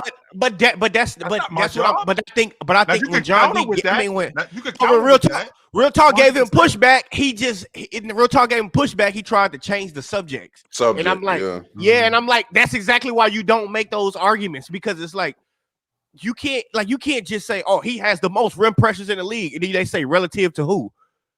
Oh, everybody knows that. Everybody knows that. The league, everybody knows that. And it's like, no, we don't. What? Who are you talking about? Like I told him that a long time ago when he tried to use that with that Steph Curry, the best finisher at the time, and I'm like, bro, stop doing that, because it's just an amateur move, I think. But I think Swipe will be up there squirming and squiggling and trying to weasel his way out of certain holes. Wait. I also want to make this announcement because number one, he was talking greasy yesterday on the panel. I asked Ron for the link. He didn't send me the link, but that's cool. But I do want to say You asked me this. for the link? Yeah, I asked you for the link yesterday because I had left school early yesterday. But look. When I'm He actually was up here complaining. hosting and doing a good job, sometimes No, you're right. You were focused on the show. You know what I'm saying? Being a W host that you are. You know what I'm saying? Thank you. But look, Thank you. Trash. Garbage. He wanted to. I heard he was complaining about said topics or something being switched or whatever. I just want everybody to know that the guy that goes around parading that Jokic is the best scorer in the league, hands down, that the best scorer in the league resides in Denver, Colorado. The reason why we switched the topic in the first place is because Ron asked us who's the best scorer, and we both ended up picking Shea. Now, if he don't think that Jokic is the best scorer in the league, he needs to start coming on here and saying that instead of on here publicly saying he think Jokic is the best scorer in the league, and then privately he wants to choose SGA in an argument. I'm just saying that's why we had to switch out. I love the fact that you exposed the private conversation. That's what's up. Because now I got something. What the hell are we? Yes, sir. God. I'm not aware of anything that's going on right now. And P, you can't say that when you was just telling Ron to read gifted messages. I was joking, Ron. I mean, like, what are you talking about? We got to literally read the biggest upset though. We got to talk about the biggest upset. Mars, pick your head up, because that's the biggest upset right there. That's the biggest upset right there, bro. That was the biggest upset. Mars lost 2-1. I'm gonna just say it. Mars lost 2-1. What was the argument that you two were having? I believe it was Cowboy best Bob defender. killed him. Yeah, he the killed most- him with that friends. The most versatile defender. Yeah. The most versatile defender. And who did you pick again? I'm sorry. I had Draymond. You had Draymond, Yeah. right. He picked Franz. He picked Franz. Yeah, he killed him with that one. He killed him with that one. He I could have want said y'all nothing. to know. I just present the topics. Y'all get mad at me for people choosing answers. I asked him, "Are you Franz sure?" is not a more versatile defender. I was just about to say, Ron, you had No way you asked him. I don't if he believe should. that. I'm gonna tell you guys what. I'm gonna tell you guys what. He actually chose somebody before that, and I Scotty said, Barnes? "Cowboy, are you Was it sure?" Scotty? No, we can say who we chose. We can I say who said, we chose. "Cowboy, are you sure?" He said, "You know what? You're right. I'll go with No way. Barnes." No I said, way. "Oh." No way. He had Who two. did he He choose had first? two of Who them. did he choose Go, first? go. Who did he choose first? Let me see who he chose first. He actually probably should have went with who he chose first. I think y'all sleep on Franz personally. I You don't know, think you I don't know, think for that Franz- argument. I I'm don't think high Franz- that on argument. Franz. I just didn't expect him to pick Franz. Not for He's that not, argument. he's not more versatile than Versatility. Draymond. He's not versatile like Draymond, but I think y'all sleep Mars on started Franz. talking about bread. Mars started talking about, yeah, I'm high on Franz, but I don't know if you should pick him in a $5,000 reward. I don't know if this is where you give him Franz a already got a max I was like, contract. damn, I know my boy Cowboy up because he don't give a damn about this little 5K. Clearly. Yeah, I was like, I get For you the for vibe. your love, but when there's money on the line, maybe you don't use this time to do that. I was like, bro, why wouldn't you use Jonathan Isaac? He's on the same team as Franz, bro. I'm like, I thought he was gonna go with Evan Mobley, but Versatile. I would have just clearly used Jonathan Yeah, Isaac. Like it was just, I would have just easily used Jonathan. I would have Isaac. gone Jalen Williams. Oh, and then, that- I, no, and then I Jon- would have brought up Yusuf Nurkic going 0 for 7. Why wouldn't you just bring up Jonathan Isaac? Yusuf Nurkic guards himself, so you know. Why wouldn't you bring up Jonathan Isaac though? I don't Because get that. he don't play enough. What does that have to do with the question? Yeah, the question is Exactly. who's the most That's versatile, not exactly who plays the it. most. So can we focus on the question? The Yeah. question is the most versatile defender. It doesn't matter if you play 20 minutes, 30 minutes. Yeah, it's clearly how many minutes Jonathan you play Isaac. for it There's has to be it's versatility. clearly Jonathan Isaac. But if you only play 20 minutes, It's not I don't clearly really get Jonathan Isaac. Shit. Wait a minute. Whoa. It does matter. Him boy because can guard if Giannis, you don't play that much, I don't get to see you. Kawhi. Boy can guard You LeBron. being able to Nah, play the way matters. he put, he not guarding guards at the same level he used. The fact to. that you are versatile and you can defend in stretches for a little while, as opposed to me also being able to defend in stretches for longer than you, matters. Okay, Yeah, cool. no, Nah, do not with really. versatility. He should have said Tamani Kamara, but he went locked in. Nah. If I was him, I would have went with a man. To be honest, I'm locking point Or guards. you go with Asar. I give you rim protection. I give you Hey, perimeter. he just probably Okay. shouldn't have went with Franz. He probably When, should have when- went. you should've gone with Ron asked Scotty me the Barnes. question, You don't I wanna go told with him I Scotty Barnes wanted 'cause you don't Draymond, care. Evan Mobley, or Bam. You don't care about the money. He gave me Bam, and then I asked if I could have Draymond or something like that. Yeah. The So, easy answer. they were That both- actually was You should have took Keegan, man. That was a. I was confused, Mars. Versatility, Actually, Keegan when I Murray. said Bam, I meant to say He's Draymond. I trying to get. just wasn't paying attention. But with that being said, the first person that he chose, which now that I think about it, he might have had a better shot with this person. He's probably he went with Alex Caruso. You had a He way would've had a better way shot better- with he would've Alex had a way Caruso. That's a better answer than Franz. Yeah, But that's a you pushed better. him Yeah, that's a off of better that. It would answer. have lost though. You pushed him off of that onto Franz. I didn't But push him he off didn't anything. know he was going to go to France. He just said, "Are you sure?" And he went to France. Alex Caruso is very versatile. He's not the most versatile. Not that but he's more versatile. versatile than. It's a Yeah. better answer than France, in my opinion. It is a He's better too- answer than Franz. He's too little to be. Nah, super Franz versatile. is more And that's- versatile than Yeah, Marcus Caruso. Can I Smart was just clarify kinda something? versatile, and he was Being 6'4". too little I does agree not with make that. I you. think Franz is more Franz is versatile. more Because versatile than yesterday, my Caruso. opponent brought up that Isaiah don't Joe is 170 pounds and therefore he's not versatile. That's not an Oh argument. yeah, he interrupted. saying Being that. being little 100% does affect your versatility. When you have a in when you have theory, a solid yeah, but wingspan, I still think 6'4", when you have a 6'5" solid guys can be more wingspan, and you're versatile than a 6'4", 6'10". yeah. If you're strong, yeah, it matters. Okay, we're Like not. J We're Dub not is in the 6'5". 90s. He's more versatile than some people. What does the 90s have to do with anything? It's still a contact sport. If you're little, you get punished on the block more often than not. It hurts your versatility. We're not just gonna argue just to argue. Being small hurts your versatility. That's okay. Being slow hurts your versatility.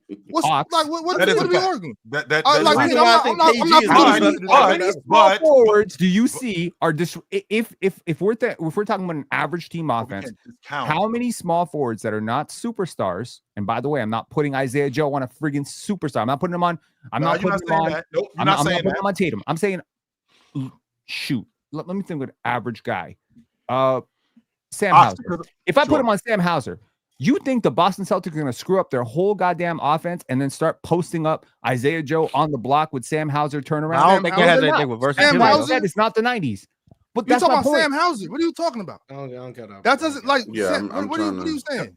The point is that your versatility, The point, the definition of versatility for me at least is how many different positions can you guard and how often do you do it? what position Okay. does Sam Hauser play? Small He's forward, a 2. He's a 2-3. 2-3. Mhm. He's 6'8". Yeah, but he's a 6'8" shooter. I mean, but he's a shooter. That's- He's saying that's on what I'm saying, perimeter. and defends multiple positions. The Hey, other- He's talking about pretty Isaiah good Joe's game. versatility. Look, not Sam Hey, Hauser. hey, hold on. Speaking of interrupting, because Mars brought that up about Logan interrupting Penn for that. Oh yeah, I Gifted might is good. almost. Oh my god, bro! I'll have to rewatch it, bro. I was like, yo, that threw me off. I'm like, what the hell is going on? Gifted was like, And then he looked at Ron like, "How dare Ron mute me?" yeah, then he realized. and then he fell back like but all he hysterically, thanked- like, but he thanked Ron for muting like, him after. what the He said, hell? "Thank you, Ron, for muting me." So let's just give Gifted some credit for thanking Ron for muting him. Nah, he doesn't get credit for not knowing what round is. Steps in the right direction, Penn. Steps in the right He direction. doesn't get Ah, credit. I for need not to knowing get what credit. round it is. I need to get That was credit me from being I need to get credit from not absolutely- complaining about it. Then, And Mars. see, That's- then I tried to give you credit, and then I need to That's what I'm trying get you. credit. Keep it straight. Real talk. If I don't like you, I'm gonna tell you I Nice don't like work, you. Jordan, for not Straight up. saying. If I don't like you, Yeah, I'm saying I don't need like that you. credit. So I won then. If that's the case, Mars, I won that round. What were you saying? That's Well, 3-0. your point stands that being small is definitely a deficiency if you're trying to defend, but you can also be small and defend multiple positions. But your point still 100%. stands. That is Yeah, a problem. So 100%. if I'm slower, that affects me as a defender. But I've also seen slower guys be more crafty. Right? Right. I've seen slower guys be able to beat guys to spots, not necessarily be Scottie Pippen types, but I mean I saw Drew Holiday defending against Evan Mobley. He's small. Mhm. So We've seen Yeah, but Marcus he can Smart protect the do it. rim. We've seen Marcus Smart do it 100%. yes, sir. My thing is However- Alex Caruso is not Marcus Smart. No, You know what I'm he is saying? not. Like, but with that, so He's no, better. they don't but yeah, add to it. he's better. Yeah, but yeah. that's fine. But I'm what I'm saying is Marcus Smart is a much more solid. You know what I'm saying, to Sure. be able to like, for instance, and I know how y'all feel about Julius Randle. I've seen Marcus Smart on the block with Julius Randle, not on no switch, on some stuff like that's my matchup. Mhm. Alex Caruso, I Kevin don't Love think. too. Yeah, right. I don't think Alex Caruso can bang with Julius Randle on the block. That's all I'm saying. So I think Alex Caruso is a great defender. I think Does he he's a protect hell of the a paint? defender. I think hold on, Pin. I think he's one of the better defenders. But I do think the fact that he's a little undersized makes him less versatile than other bigger defenders. Evan Mobley, those guys. I think the best defenders that are like known for being versatile are those 6'6", 6'7", 6'8", long, quicker guys. That's not saying that a guy that's 6'3", 6'4" can't be versatile. All I'm saying is I think Alex Caruso's the wrong choice for that argument. That's all I'm So saying. let I'm me not ask you about how you feel about Lou Dort. Could he be that Marcus Smart category? I think he's an exception. I think he's an exception. Now, Lou, Caruso like is if more you versatile than Dort to me, but I mean, I guess. yeah, right. But all I'm saying is just just certain abilities. I would have went with a guy like OG Anunoby. You know what I'm saying? That's OG's that's a good I would- answer. That's a great. I that would would've been a good have answer. went somewhere like that. You know what I'm saying? Not to, and once again, don't take everything so personal. I'm not bashing Alex Caruso, okay? I don't want to argue. Oh, just I to never. argue. I never took his. I don't want to argue just to I did. argue, bro. Draymond, You know what I'm saying? Like, it was I'm- either I'm Draymond not- or I'm not Bam. really Those trying two to are do that clearly the thing. most versatile defenders. But It's Draymond I or Bam. picked three people. I said Draymond, Mobley, or Bam. I was under the impression that Cowboy was going to pick one of them. So I said whichever one he picks. I'll pick How is between that the not an obvious pick for But then you? he didn't. So Scotty Barnes is up there. That would have been a great I pick. said him Scotty out Barnes the would've way. been a I think great Scotty pick. Barnes would be a better pick than Franz. I said Yeah, that would if not he would have saying picked much. Scotty Barnes, he might have Yeah. cooked more. Just saying. Maybe. I think we get so caught up in the individual one-on-one matchup, so we're not thinking about like the court. Okay, Alex Caruso protects the rim at a very elite level, just like Drew Holiday. At his size, sure. No, But for when any you say protect the rim, right? When you say protect the rim, do you mean I'm coming over helping you get He's beat? not and I'm manning the inside? mids. Or are He's you? not- No, that's what I'm saying. Are you talking about you catch the ball on the block, mano y mano, I'm guarding you on the block, and I stop you No. at the rim? Is that I'm what not you're talking talking. I'm not Okay, talking well, about that. I'm talking about okay. defending close to the basket. That's all I'm talking about. So Yeah. typically, the smaller you are, the worse you are at guarding closer to the basket. That's just Sure. physics. Because tall players super close to the basket obviously is going to be a huge disadvantage for little Oompa Loompas like myself and Fred VanVleet. But Penn, the thing it depends on who. Wait, but Penn, real quick, because I just want to make sure we got some clarification. So if, like, for instance, if I'm a 6'3" guard, I'm gonna have trouble guarding the rim if I get switched on to a 6'9" power forward. But if I'm a 6'3" guard, and my matchup is another 6'2", 6'3" guard, and he's going to the rim, that isn't a disadvantage. I'm not gonna be, you know what I'm saying? That's not a disadvantage. It's a disadvantage if I get mismatched on that. Right. Or Ox, if you helping off the weak side. So you covering a dude that's 6'3", and then I don't know, the 6'7" guy gets to the rim and you helping and you can get there before he does and you can guard the rim. That does mean that you can protect the rim. Now that's a different thing. That's a different thing. But it is rim protection as opposed to you stuck 100%. On a 6, you 6'3", you 6'3", 6'4", you my size, and you stuck on Kevin Love on the box, or you stuck on Kevin Love in the post. It's going to be a lot more difficult to deal with him there than I would if I'm coming off the weak side and he shoots and I can block that shot without him seeing me. Those two things are those two. You know what? That's when all of my rim protection arguments for J-Dub would have been valuable. Actually, it would have been. Yeah. J-Dub to me has been the most versatile defender in the league this year. Absolutely, that's a great answer. So if you guys would have had that topic, who all would you guys have chosen? Mars, Scotty obviously Barnes. you chose Bam. I mean, I chose Draymond. Yeah. Penn, who would you have chosen? All right, Ox, who would you have chosen? OG. Chill. Mobley. Real talk. J-Dub. Who you got, Jordan? Jonathan Isaac. Yeah, so we all would have chose different people. Because like I said, I would have chosen men. There's a lot None of us would chose Franz Wagner. No, I didn't. When he said that, Mars, I was like, "Oh shit!" Did he just say that? I was surprised to hear Franz Wagner. Look, you guys have no clue when that text message came through my phone. I'm like, once again, I can lead you to the water. I cannot force you to drink. And bro, if you said, "Are you sure?" one more time, he probably would have said Paolo. No. So here's the thing, though. I Like- don't want to tamper with topics or answers and stuff like that. But it's just like it is kind of my job to make sure that guys choose good topics. But at the same time, I can't force a topic on you. best 3-point shooter in the league, Scotty Barnes. You know, Or no, I can't force an answer on you. Not the topic. My bad. I can't force an answer on you. Yeah. So once again, Gifted, I didn't force you to choose Shaq. You chose him. And honestly, I think Shaq was the right answer. I think if I was debating, I would have chose Shaq. Yeah, exactly. I think I would have won that debate. I believe. I would have chose Shaq. And I'm not saying I would have packed you up, Jordan. I'm saying I believe that I can debate Shaq against Dwight and win that debate. Yeah, I would have chose Shaq, and I wasn't even a thought twice. You identify as a winner? I disagree that you could. I disagree. We had a debate about Dwight in Orlando and Shaq in Orlando. Number one, the debate is just broken because when you talk about history, Shaq doesn't have very much history in a 4-year span. Dwight has 9 years with them. That's 8, way. You lost the debate right there. 8, you lost right there. Okay, cool. In the debate, I said 8, by the way. But 8 years, the shit that Dwight did, you talking about unanimous first team, all NBA, first time in Magic history. Shaq played on that same team.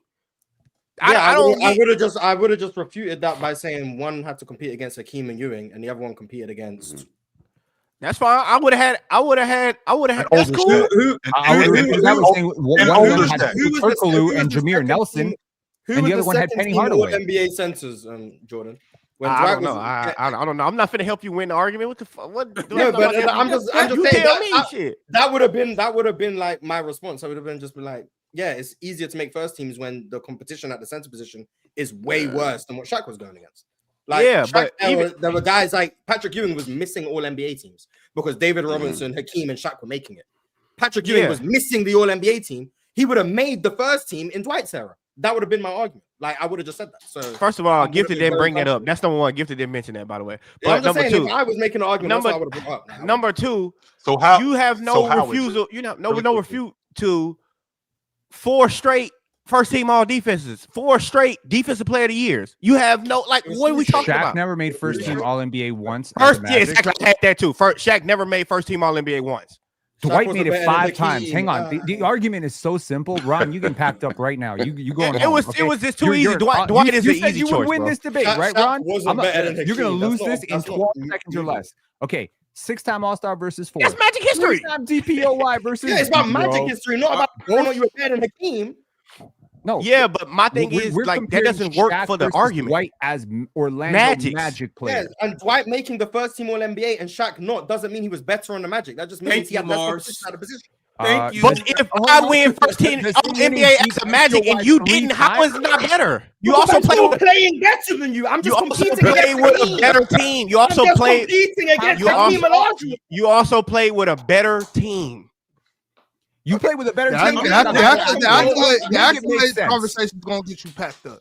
Like, See, well, having that I don't get conversation, exactly. That's what I'm saying. Like I'm not- like Dwight I'm has not- more I'm not saying accolades, bro. was Dwight has better. more accolades. You know what the greatest argument to all of this is? Let me end it right now. Dwight was That's a better exactly free what I'm throw saying. shooter.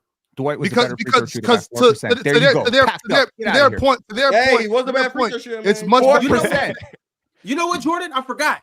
That's twice The what they left did also to cheek Bill. got versus 3 the dunk right cheek contests at the with the free Magic. throw line is He crazy. got 3 dunk contests. He's better. There you go. Bro, no, that ain't got nothing to do with it. But it's just No, the fact. accolade. It turns Yeah, out he it was is. Superman after all. Yeah, and I cooked when I said that. They Where- both where did- ended off the Magic, but the Dwight left his stamp. Dwight left his stamp on the Magic. Done, finished. That's it. I don't get That's it. I don't get the like. You can argue whatever you want to argue, but somebody said Shaq beat MJ. Yeah, Dwight beat LeBron. He had What the 21 hell? more playoff games. He already played twice as many Like, games. what we as talking Doing about? Right here. there. And you cooking right now. And then we would just turn into an MJ versus LeBron. I was Yeah, like, exactly. And look, and I'm benching And that by the way- too. and by Dwight the way, packed LeBron up in 6 games. Go to 6 the finals, games. by the way. Yeah, to go to the finals, by the way. Mm. Yes. So it is. And he you know, carried who to the finals? Hedo Turkoglu, Hedo Rashard Turkoglu, Lewis. Jameer, not even Jameer Jameer wasn't Nelson, even there. Jameer because he was was hurt. Ray for Austin, Ray for Austin Mikal was playing. Petrie, Yes, like, come out yo, loose. like, So Rashard like Lewis- You comparing that to Only Kenny league Hardaway. Finals Great. minutes. At I the do remember time, that as I'm well.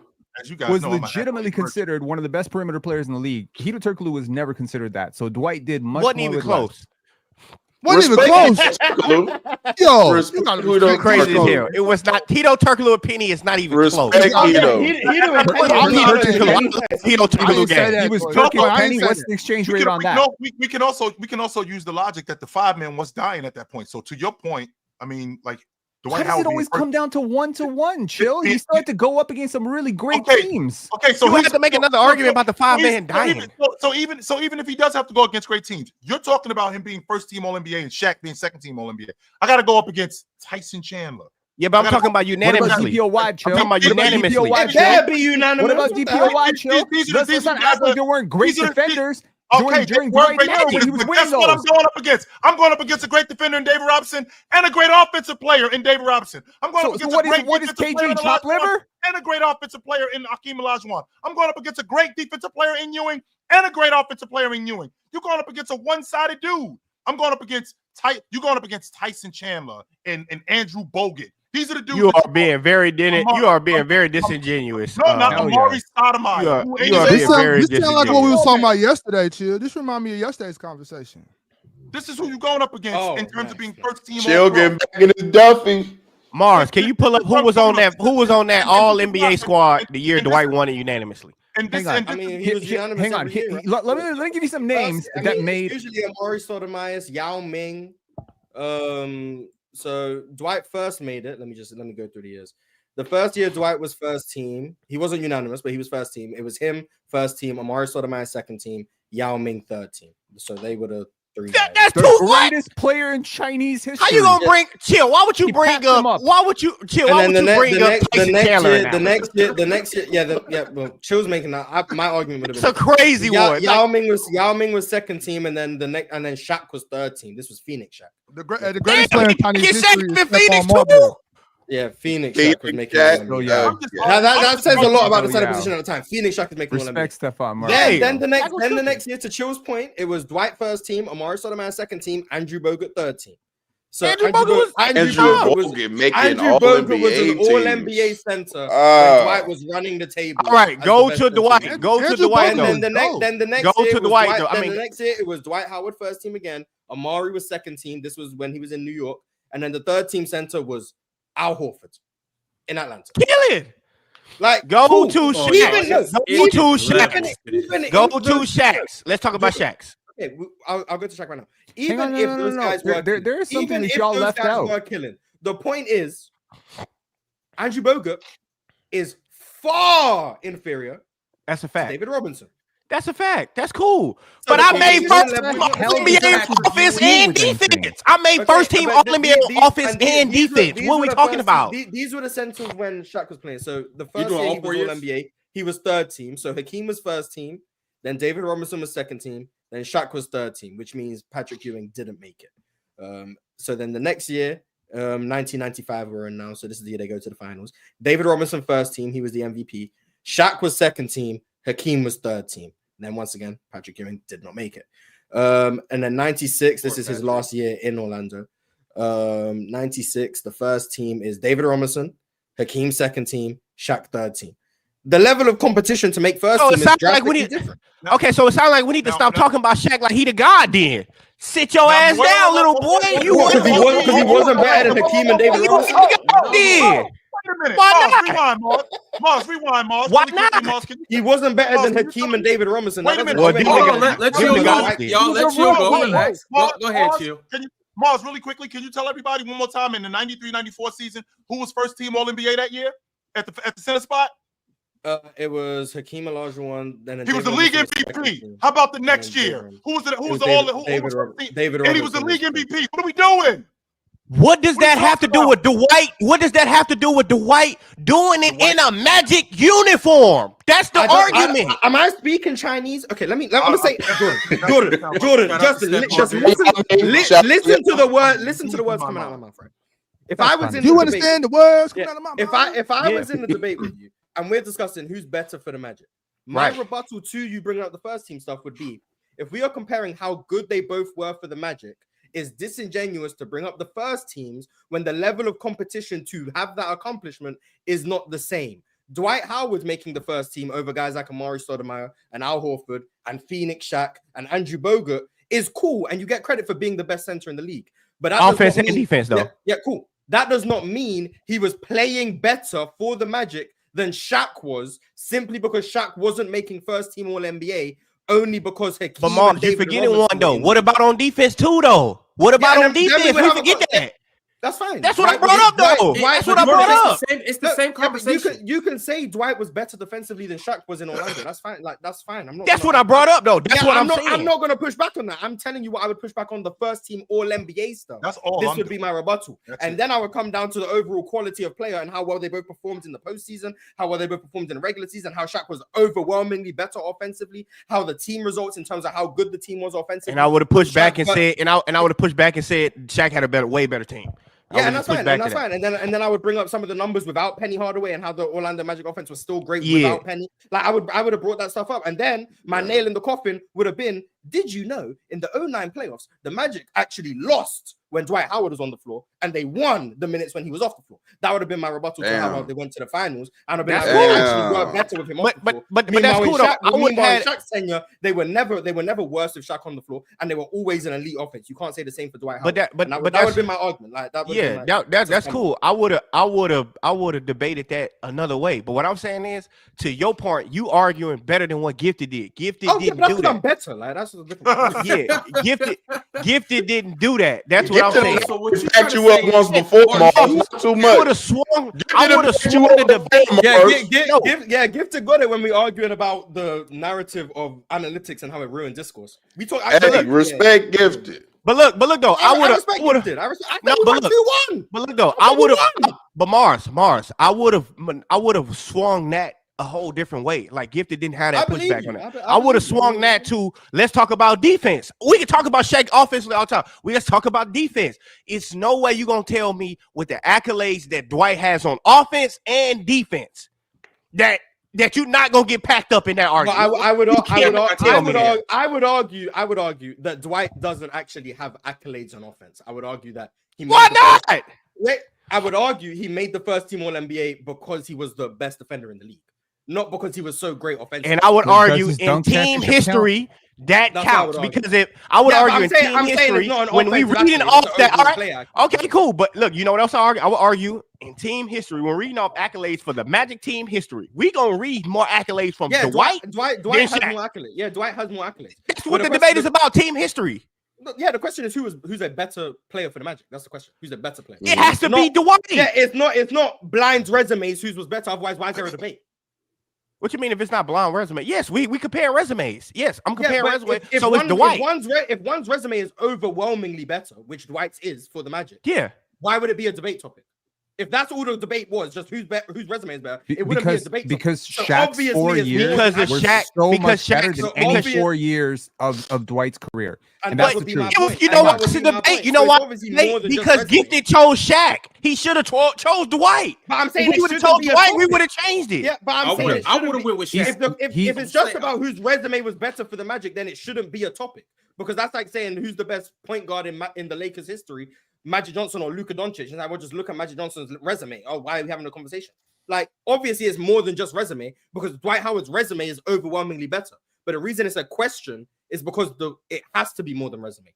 Otherwise, it wouldn't be a topic. No, I don't You get think what so I'm saying? because that's like me saying who's the best player for take out Shades. Who's the best player for Oklahoma City? Carmelo Anthony played for Oklahoma City.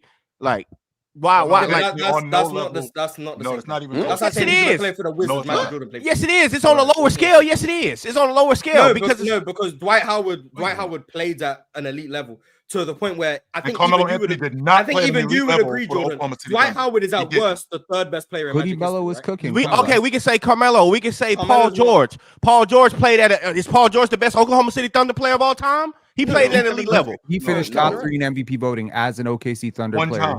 He's definitely Once. great. He's Yeah, definitely great. he's yeah, an amazing Right. you gonna bring that up now?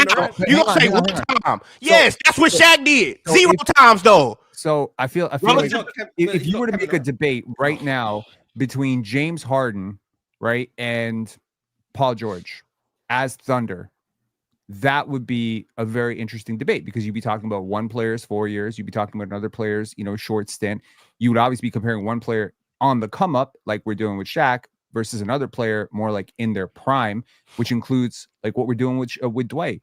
Like if you compare the first 4 years of Dwight versus the first 4 years of Shaq, it ain't close. I'm telling you right now, accolades be damned. It's not close. Exactly. Shaq is twice the player. Okay. Yeah, that would That's because Dwight Dwight Dwight Howard That's wasn't also even that that- level of player until like year 3. Exactly. I I was saying it was really 6 years against 4 because it don't matter. Shaq was 6 years of Dwight. Yeah. Okay. But the argument here and the reason that I think it could have been a decent debate is because you definitely can argue that at the best moment of Shaq as a Magic was better than the best moment of Dwight as an Orlando Magic. And you can bring up all the competition. Dwight had an easier conference. Dwight had an easier, time making first team All NBA. These accolades are I completely. wouldn't even bullshit. say Dwight had an easier conference. Why would we say that? LeBron the same thing. LeBron's in that same Shaquille conference. O'Neal Well, came no, up in the because same the conference Celtics as came around like and then some you had the Cavs, great so, players, man. Yeah. There was 3 good teams in the East. Here's Really? the And crowd. Dwight clearly had the worst team out of all If I three. had to- Maybe if not. I Maybe had to LeBron. argue Maybe for LeBron. Shaq. If I had to argue for Probably Shaq, not. I I think would have the Cavs said he are beat better. Michael Jordan in his Probably prime so. in the playoffs. All I'm saying is this though. Gifted in the chat, capping. He did not make none of them arguments. He was too focused on who's a better player. He was not making none of them arguments. He didn't have zero pushback for the accolades. None. That's cap. Gifted is Yeah, capping. I'm just saying. I'm just saying. I would have picked Shaq. I would have made a different case to Gifted. I back myself in that type of conversation. But I had Gifted winning 2-1 anyway, so that it doesn't. I had Cowboy Bob winning 2-1, so it's cool. Before we move, Yeah, but didn't. one's a lot No, more you didn't. realistic than Don't the be other. petty. So, You didn't one's have- a lot you more didn't have- realistic than the other. I really I'm want actually, 3-0. I'm but about I'm to put just the bracket on the screen right now so we can talk about some of the other debates as well. Before we move on, no chill. Who would you have chosen in that debate? Of Shaq course or he would Dwight? chose Shaq. Come on. Well, No no, way. Actually, I didn't. I had Yeah. Mars and I did this. We had this conversation when we in did the best Indianapolis. players in each And I- franchise. and I had Dwight Howard. Yeah, he also had Russell Westbrook Really? over KD for OKC. So he you just damn right he had Russell Westbrook. Yeah. You got Russell Westbrook too. It's Russell Westbrook. Wow. It's Russell This is a Westbrook. hoop knower right here. I think Dwight, regardless of debate, because the right answer doesn't always win the debate. The right Shaq answer is a is better Dwight Howard. Shaq is a better player than Dwight Howard. So That- is I don't Dwight think the best? Is Dwight the best Orlando Magic player ever? Yes, I I'm think gonna so, yeah. I'm gonna say Yep. Penny Hardaway because I'm biased, but it's Dwight. You know what I'm saying? Yeah, it's Dwight. Wow. I'm gonna say Paulo. Yeah, to Hell me, no.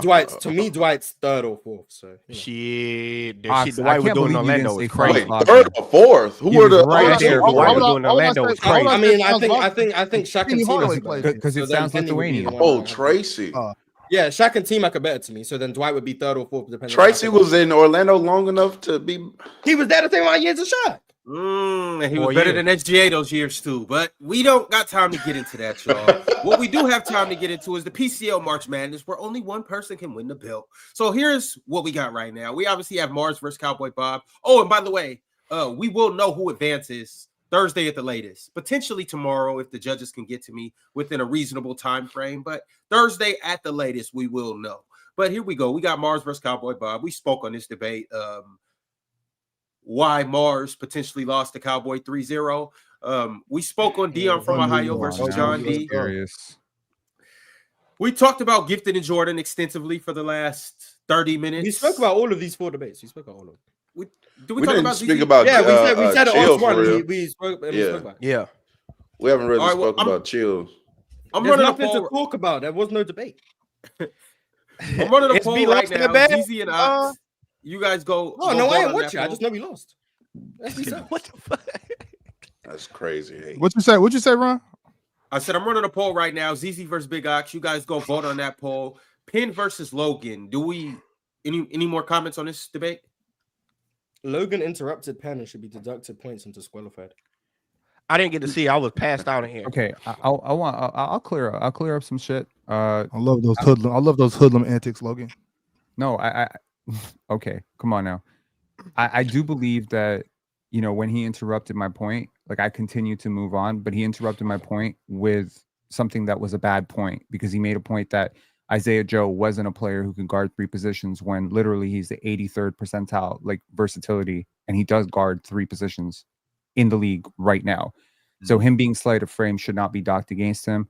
And Penn, why would you do that? No, it should. Ian, why have you been glazing Nerd Sesh the entire time you've been debating somebody from Nerd Sesh?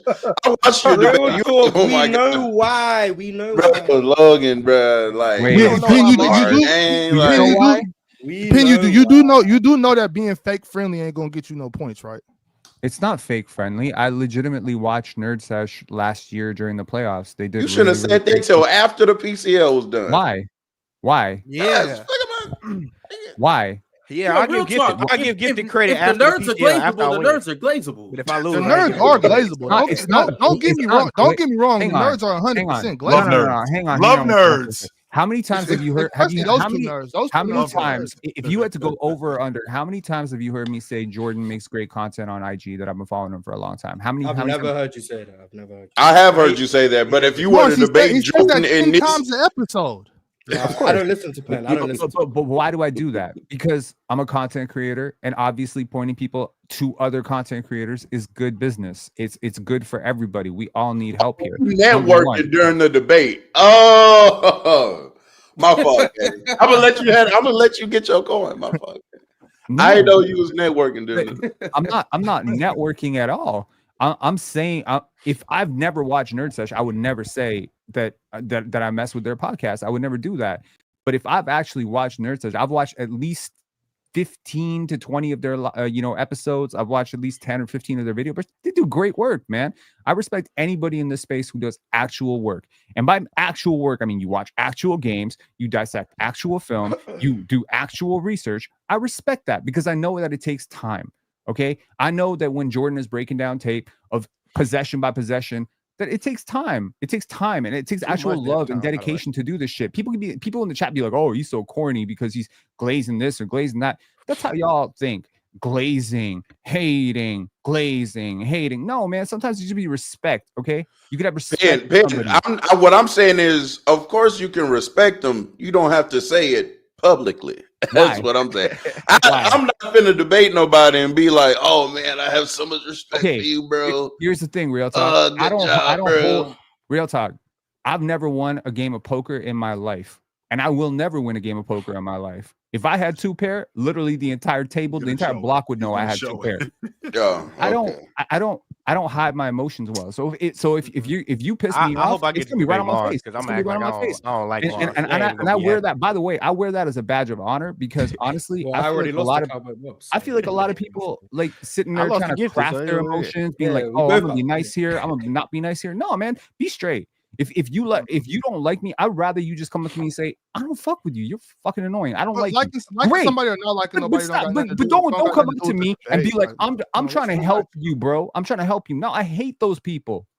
I hate those just people. because, Like, and for the record, help just, you. and for the record, you're trying to help somebody beat you in the debate. And for the record, I hate those people. but sure, we can have our emotions on our sleeve, but just because I like you don't mean I ain't gonna kick your ass neither. So let's make sure we're clear on that. I mean, right, but that's all I'm saying. Like, Pin, I understand what you're saying 100%. Like during this time right here on the panel, when you say, "Oh yeah, this person does good work," that's 100%. That's solid. That's thorough activities. I'm with that.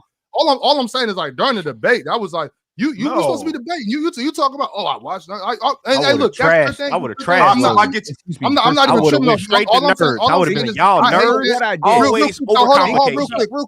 Real quick. That's like that shit used to make me so mad. Well, not mad, but it used to be like when we playing. We playing ball and this is the middle of a game and you hit a move and they're like, "Oh, that's a nice move." You just, "Oh, that was nice." Like, Ox, if I knock you on your ass, I'm not helping you up. You're talking about good move, but you better play some defense and come bust your ass. If I knock you on your ass, Ox, I'm not helping you up. Get up. Chill. Well, next time you my man, I'm gonna be like, "Oh, that was a good point, Ox." You my man, but I'm not. Hey, chill. I ain't gonna lie. Ron, can you clarify how many editions of the PCL have there been? Additions? How many editions? There was one before. There's one now. How many? This is the second, right? In PCL history, in all of PCL history, have you ever seen a round where a debater quoted another debater and beat them with their own points verbatim? No, that part was cool. I felt that. That's the setup. I'm talking about before. Real talk. I mean, yeah, I was gonna say real talk. I was gonna say real talk. Real talk. You did it first. My bad. But to be honest, hang on. But to be honest, me playing devil's advocate to that, if you bring it up in another debate, I would just argue like that's not the debate that we're talking about. Like that's a different context. So it's like it's not that. It's fair. Right? He could have said, Chet's not like a rap battle. No, it's true. He could have said Chet's draft projection doesn't have anything to do with that. But I just like personally, I just feel like if you're talking third option and you're just gonna randomly spring it out there that we're not talking about defense, I have an issue with that because when I think about great for third options, I always think about defense. If we're talking legacy and you keep talking peak and I keep bringing it back to legacy and you keep talking peak and I keep bringing it back to legacy, that to me is like, what are we doing here? We're arguing two completely different points. I think, and I'm gonna be honest, I'm not coming up here and crying. If I lose, I lose. The judges think I lost or whatever. I don't think I lost. And if I lost, 100%, I'll come up here and say I lost. I'm gonna go back. Does anyone up here think they lost? If I lost, I would say I lost. Hell no, I don't think I lost. Crazy how that works, right? Last year, I legitimately thought I lost to Swiper, and I wasn't happy about it, obviously, but I took it. So look, Pin, I'm gonna tell you the truth. I would have went up there, and I might have would have messaged him after, but I would have went up there and said, "This is why nerds are bad for the game." I would have just went straight, threw him off his pivot. I would have. Threw him off that. Jordan hates nerds. That's not gonna work for me. That's not gonna work coming for me. And it would have worked for me. And look, I don't. We didn't need to get. Because Penn is a nerd. That's why. It's because Penn is a nerd. So sure. Damn, he the third nerd. I played 4 sports in high school. And whoa. For the record, if anybody knows me, knows I love nerds. I don't like nerds. I love nerds. So I don't think nerd is a derogatory term at all. I don't think it's a derogatory term either. It shouldn't be a badge. I don't think I'm a nerd, but definitely people. The minute I bring up per 75, people like that's a nerd. But are you a nerd or a Poindexter? If it's not for Dawn, I am not graduating high school because I'm not gonna pass algebra 2. Don was the one who got me through algebra 2 in high school because he's explaining to me because I'm trying to make sense of this shit. I passed algebra 1, but then in algebra 2, I was struggling. Don sits me down and he goes, "Okay, Jermaine, this is what I want you to understand. Imagine X being Larry Bird, okay, and imagine the component being his rebounds. So in the process of those two things being together, now take Y and imagine that being Hakeem Olajuwon, and imagine that being," and he put that together, and I was thinking, Okay, that makes sense. All right. And then I started putting 2 and 2 together. If it wasn't for Don, I'm not passing algebra. Hey, chill. Similar to me. I love nerds. My Don wasn't DON. My Don was D-A-W-N. Yeah. Hey, Don helped me. And not, not necessarily that Don did my work, but Don just inspired me to go to extra study sessions, And it was the extra session after this, never mind. I don't have time to get on. Family show, man. It's a family show, man. God damn. We can talk about the next matchup, which happened to be Chill versus SB. So, Chill, would you like to comment on this, or does anybody want to comment on what happened? Ron, are we going to have time to talk about the March Madness at all? Yeah. We'll talk about these last 2 battles. I'll read a couple super chats, and we'll talk about NCAA. Mm-hmm.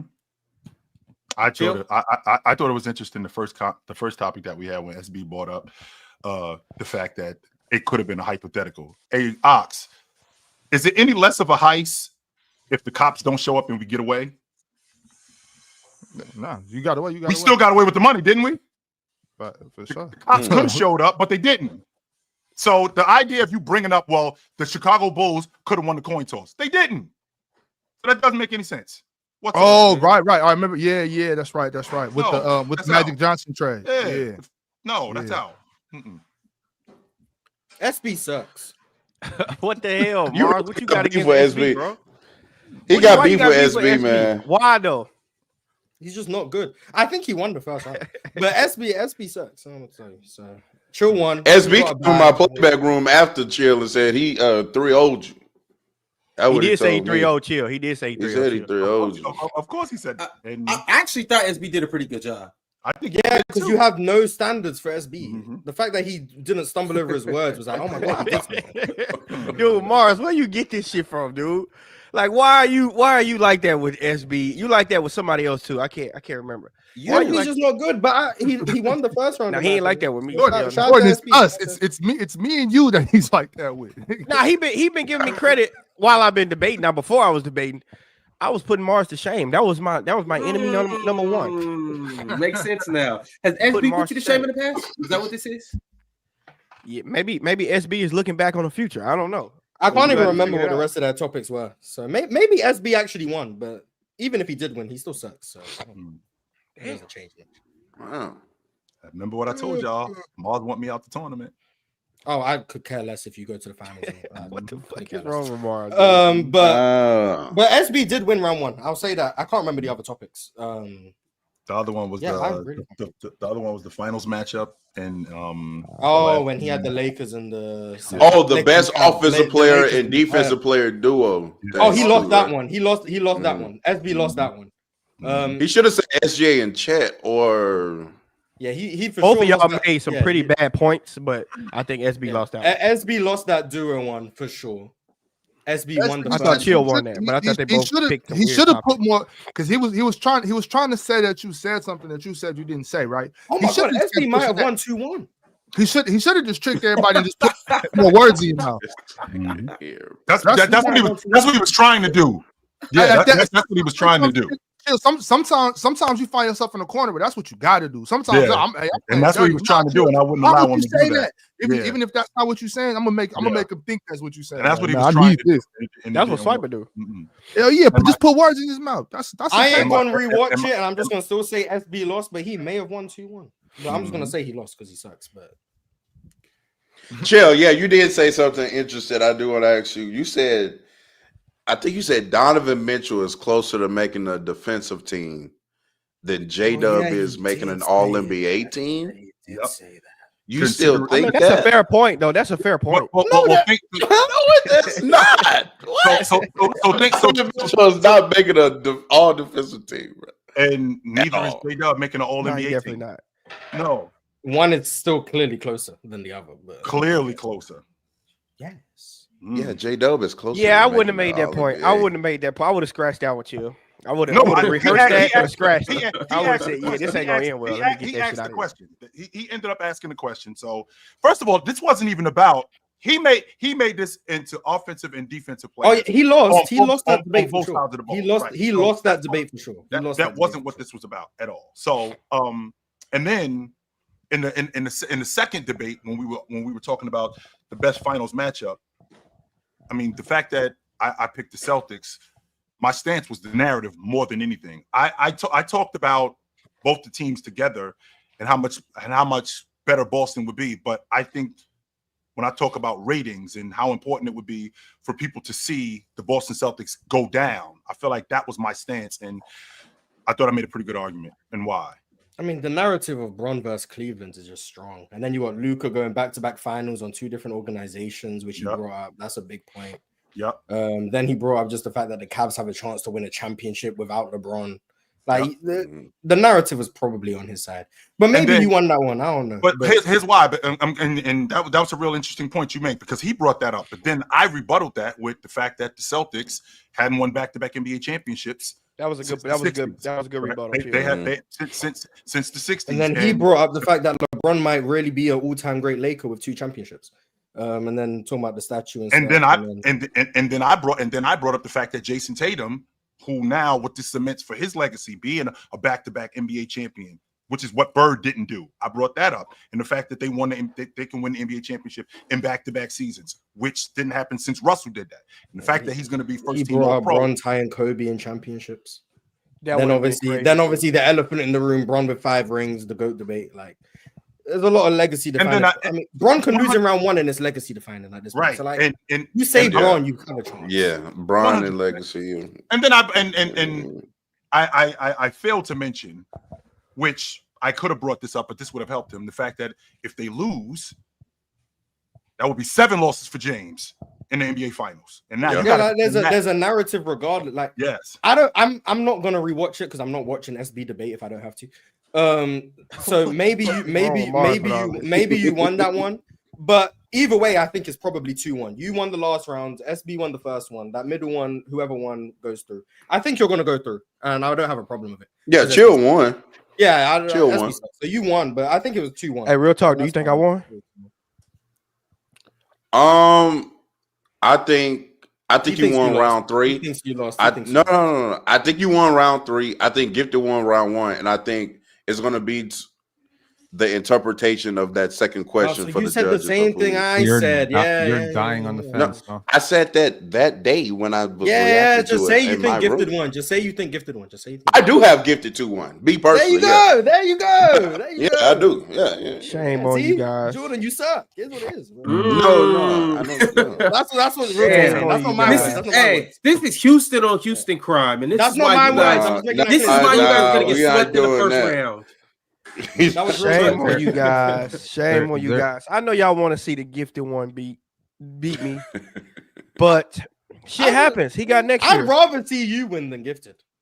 Yeah, that's what happened. I won though. That's why you picked against him in the first round. That's why you picked against him in the second round. And that's why you're picking Green against him now. And that's why you picked against him before. You picked against him 4 times, but you want him to succeed. See what I mean? I mean, I can this is the type of shit I've been talking about. Just say it. I'm picking against the Rockets in the playoffs. I want them to win. So, okay. So this is not a Mars problem. This is a Texas problem. When he goes with the under. If you ask me who I think is going to win in the playoff series, the Rockets or whoever, I'm probably going to pick the other team. I want the Rockets to win. Who do you think? Whoever I'm picking doesn't mean that's who I want. Hang on. Who do you think would win who do you think would win in a series? The Rockets or the Charlotte Hornets? Oh, the Rockets. Okay, great. So you are capable. That doesn't mean the Rockets. That doesn't mean I'm by definition rooting for the Hornets to lose. Okay, I got you. I messed up your point. So you just thought that Jordan was the weaker opponent in round 1. Where I stand on most of these debates, I give a prediction besides SB. I give a prediction on who I think is going to win or lose, but I don't care who actually wins or loses. Did you watch my debate? Yeah. Fellas, we got to move on because we got other things we got to get into. Penn, you want to talk NCAA? Yes, I think everyone. Suspensions have been dealt off of the scuffle between the Wolves and the Pistons. We got to talk about that. Oh, and of course, we have super chats. So let me read a couple super chats and then we'll get to the next 2 topics. The first super chat is from Teddy Hart. Teddy said, "Who would make the NBA All-Berry team, i.e., T-Mac in Toronto, Jermaine O'Neal in Portland, pre-Pistons Chauncey, etc. I'll start with Bobo. Who else? Crazy to put Bull in that conversation. And T-Mac wasn't buried. He was playing major minutes. He just wasn't that great. He was good. He was very good. Cam Whitmore is buried. I agree with Cam. Even though I don't think Cam should be playing. Oh no, I also don't think he should be playing. I just think he's Dražen Petrovic. If he was somewhere else, I thought he was talking about current players. Dražen. Oh, we're talking current I'd players. assume. I don't know if he's talking about Portland. Dražen Petrovic. Well, we're not talking about current players. Yeah, he brought up. He said it's called Bobo, so I assumed he was talking about current players.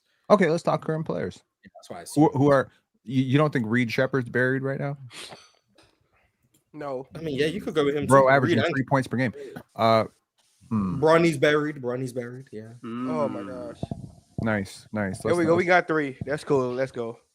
Wait. $33 super chat warrants an all NBA, all buried team. Does it not? Who We can else come up is with buried? 5. Who else is buried? Who else is buried on the team? No, the this is that should be playing. That's not playing. It's probably going to be a young player, right? So think about young players that are just on really good teams that are maybe. I got 2 on the Rockets. I think that I kind of like Aaron Holiday when I watch him play.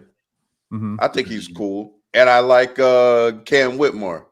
Yeah, I already said he's a ball hog. Oh, you said Cam Whitmore? I like Aaron Holiday though. How about Aaron Holiday? Cool.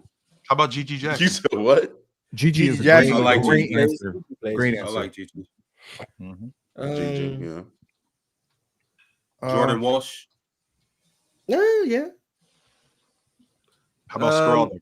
AJ Johnson before he got traded. Oh yeah.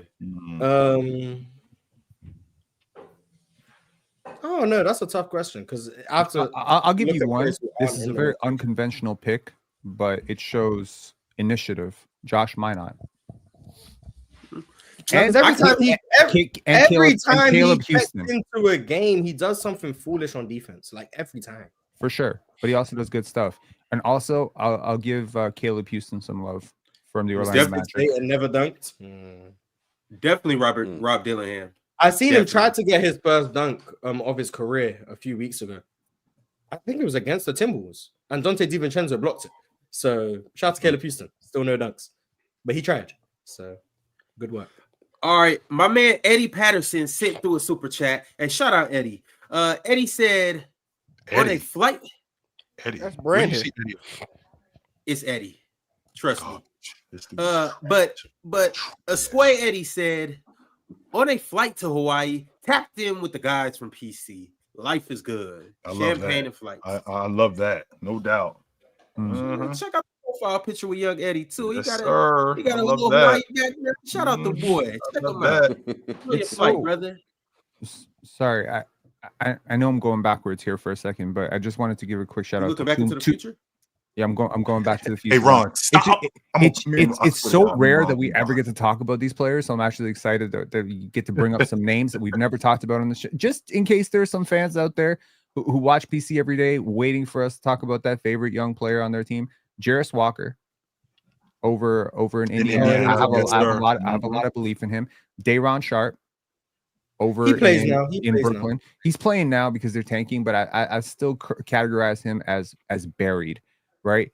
And there was he's playing now. He's playing now, but can't we make that argument for he was playing in Washington too, Advia, because Advia is one of the guys that nobody is really talking about. Advia basically their star right now. Was he buried on a bad team or was he buried on a bad? He was stuck in a bad situation. He was just stuck in a bad situation. He was starting. I mean, I told you he was Washington's best player last year. Like he been good for a minute. It's just no one watches the 14-win Wizards. Or however many games they won. I don't know how many games they won. And then now he's in Portland and people still not watching. Really. Denny is kind of nice. Shout out Denny. He is, yo. It pisses me off that he's nice too. Why, Marks? Because he could be on your team and you think that he would be a lot better on your team?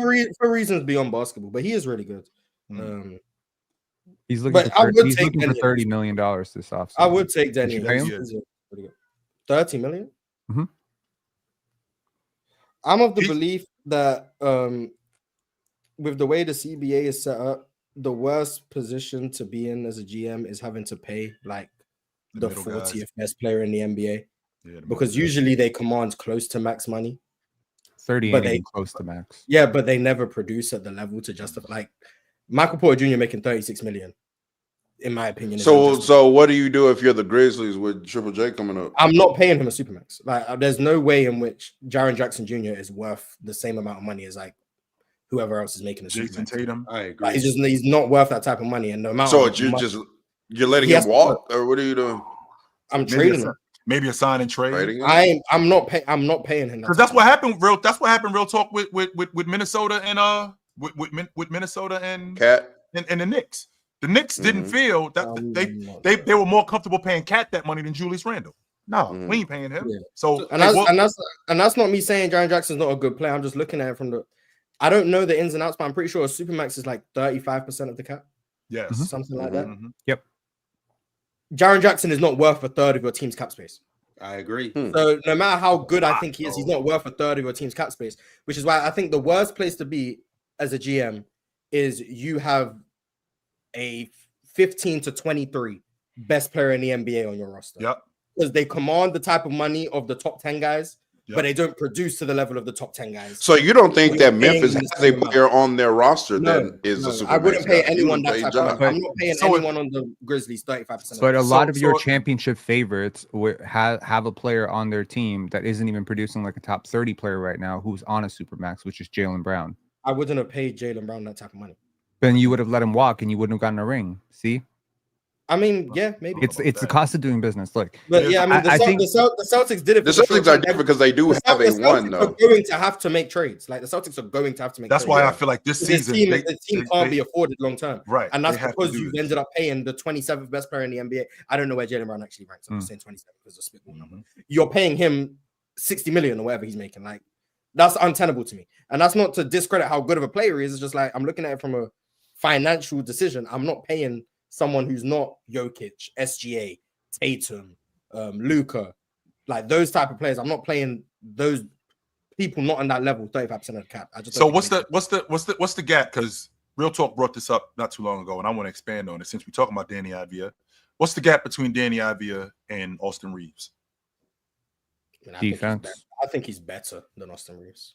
And so you think he's better than Austin Reeves? And Austin Reeves is on and Austin Reeves is on a Austin very Reeves has maybe the best contracts in the sport. They're both he's on on his- team he's on a- friendly contracts. He's on a very team What is friendly Denny's contract. Denny's it's like 14 million. it's like 53. Oh, it's like okay, they're both 53 on amazing contracts. It's like 53 million for 4 years. So Yeah, they're both on great contracts. Danny Avdia at the end of this season, those are the kind of guys that he's going to be compared to. And I think to be honest with you, to watch him and to watch Austin Reeves, I think that it's Denny Avdia is basically giving you. I want to say Reeves at is least, better at than least Denny. seven, Respect That's to fine. Denny. I'm not here to argue who's better. The point is they're both making amazing contracts. 70. Yeah. They're both Okay, good, Mars. too. Is it fair Very to good. say Denny Avdia is 75% as good as Jaren Jackson at least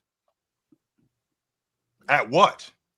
at basketball? Or just Impact. as a player? Yeah, Wow. maybe he's 75%, 70, yeah, in that range. Right. Wow. So that's the thing. So the equation would be you're getting a player who's 70% as good as this other player, right?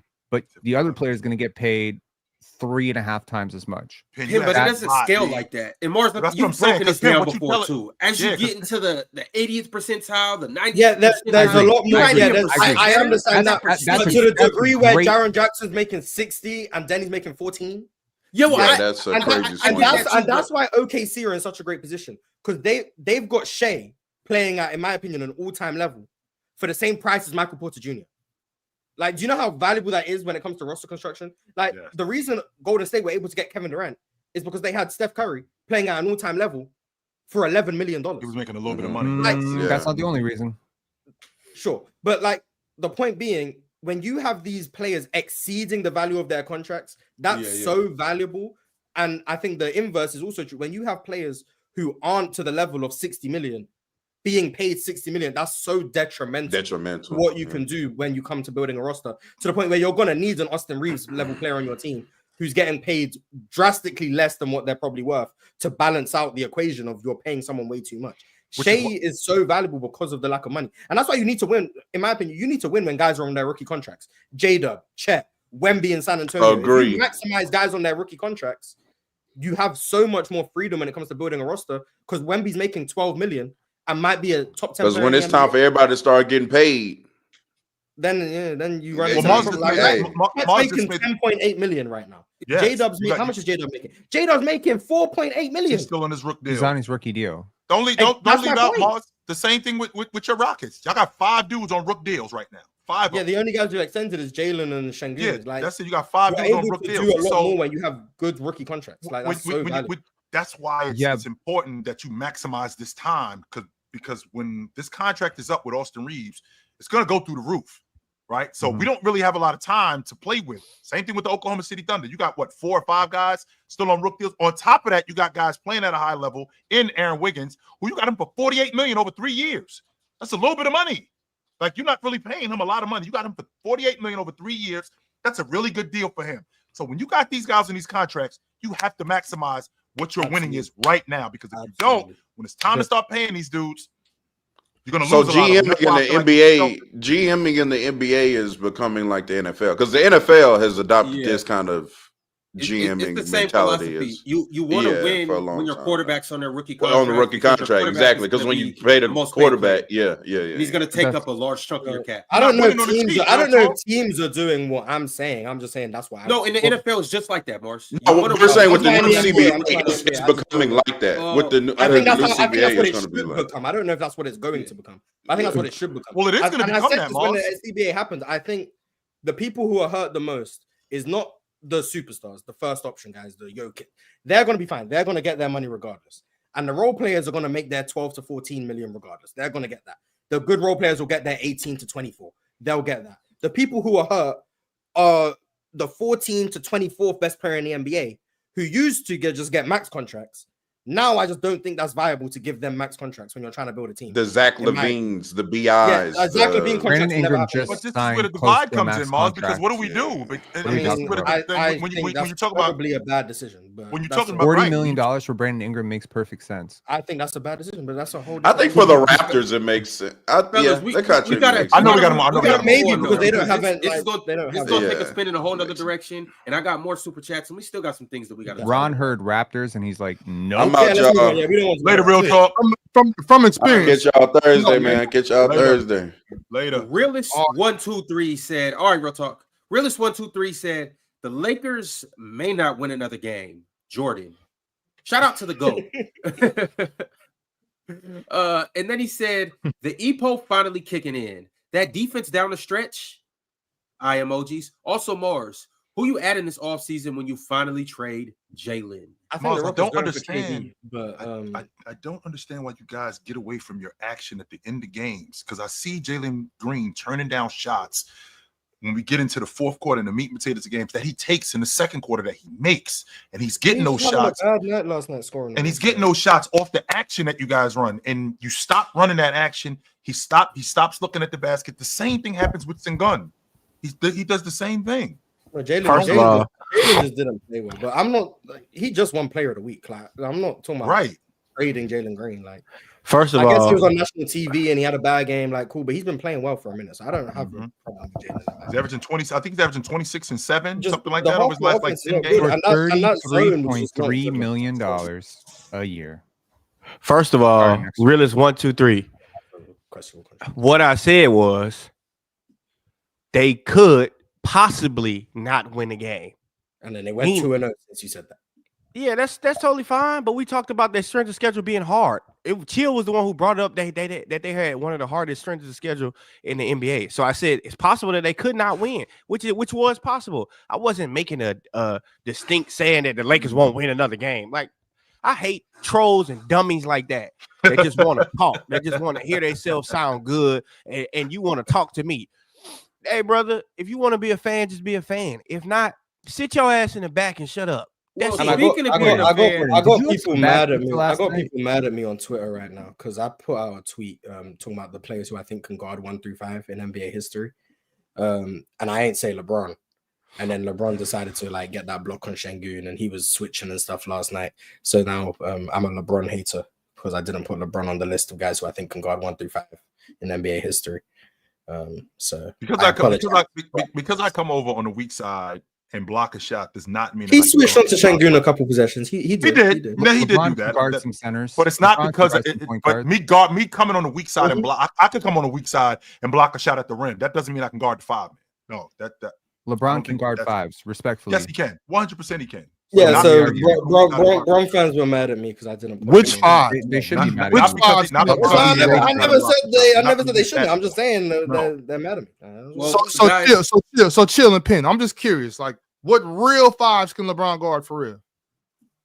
What real fives? He can guard Rudy Yeah, Gobert. real fives, like he. I bet you. What? I bet you he can guard Rudy Gobert.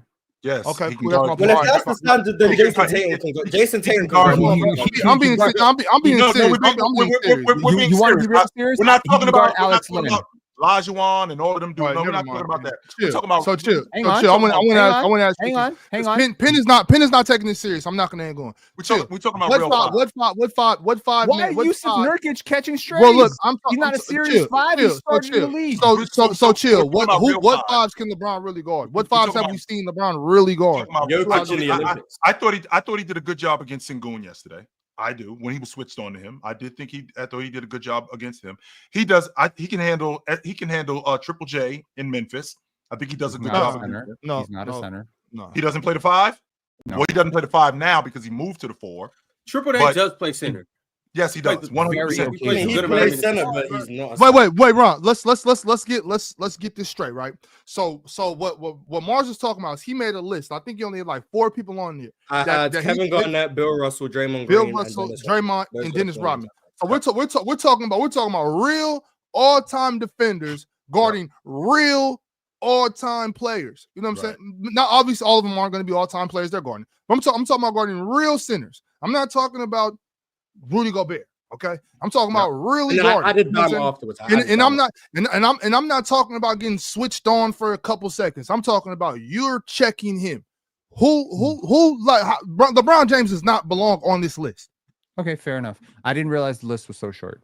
That's why I pushed. Yeah, back. I put 4 names. I forgot about Bam Adebayo, so I added him afterwards.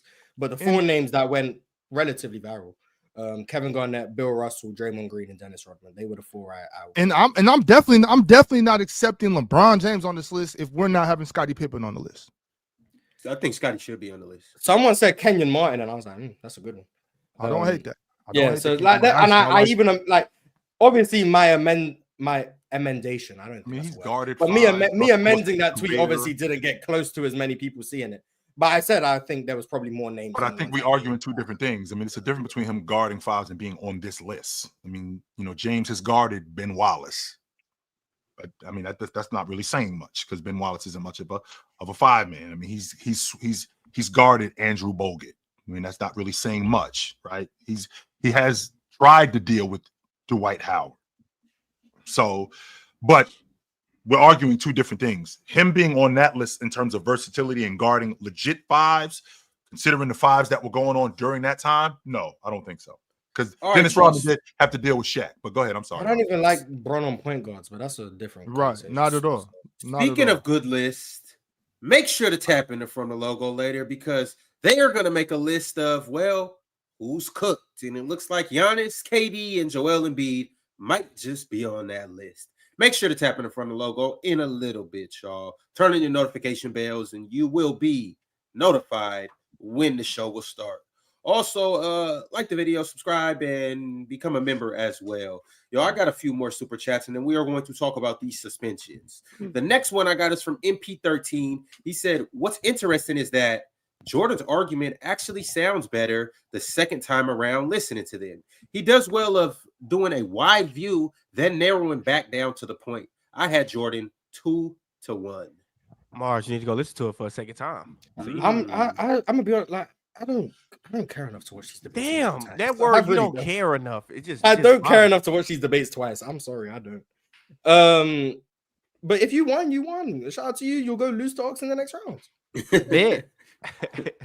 Damn, ZZ ain't got no love.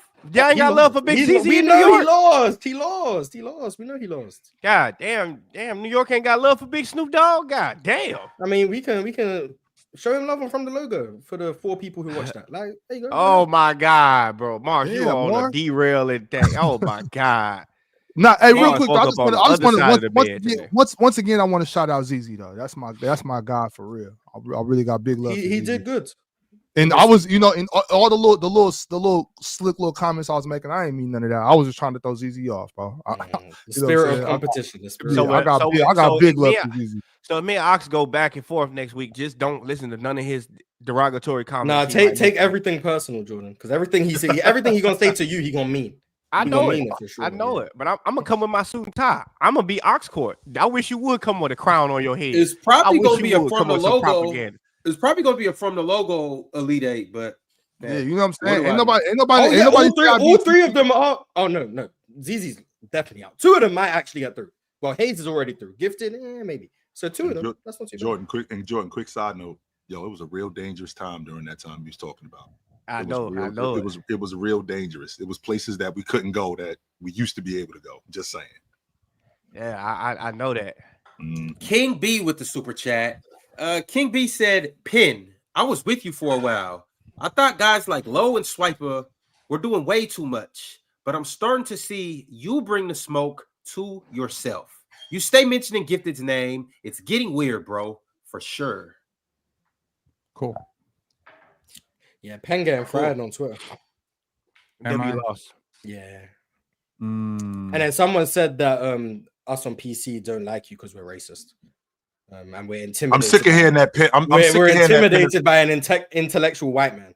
I'm tired of hearing that Penn is racist shit too. I'm sick of No, hearing they were saying we're racist. No, I know that, but I see super chats. I'm tired of hearing that. I mean, shit. we are. I'm not. I'm tired of hearing that shit. That shit ain't funny. I'm not sick of that. Look, I'm literally having a freaking conversation with Swiper about this right now. So let me just put this out there. There is not like, I understand that sometimes my basketball taste can be a little bit weird. I understand that I may not have the most likable personality.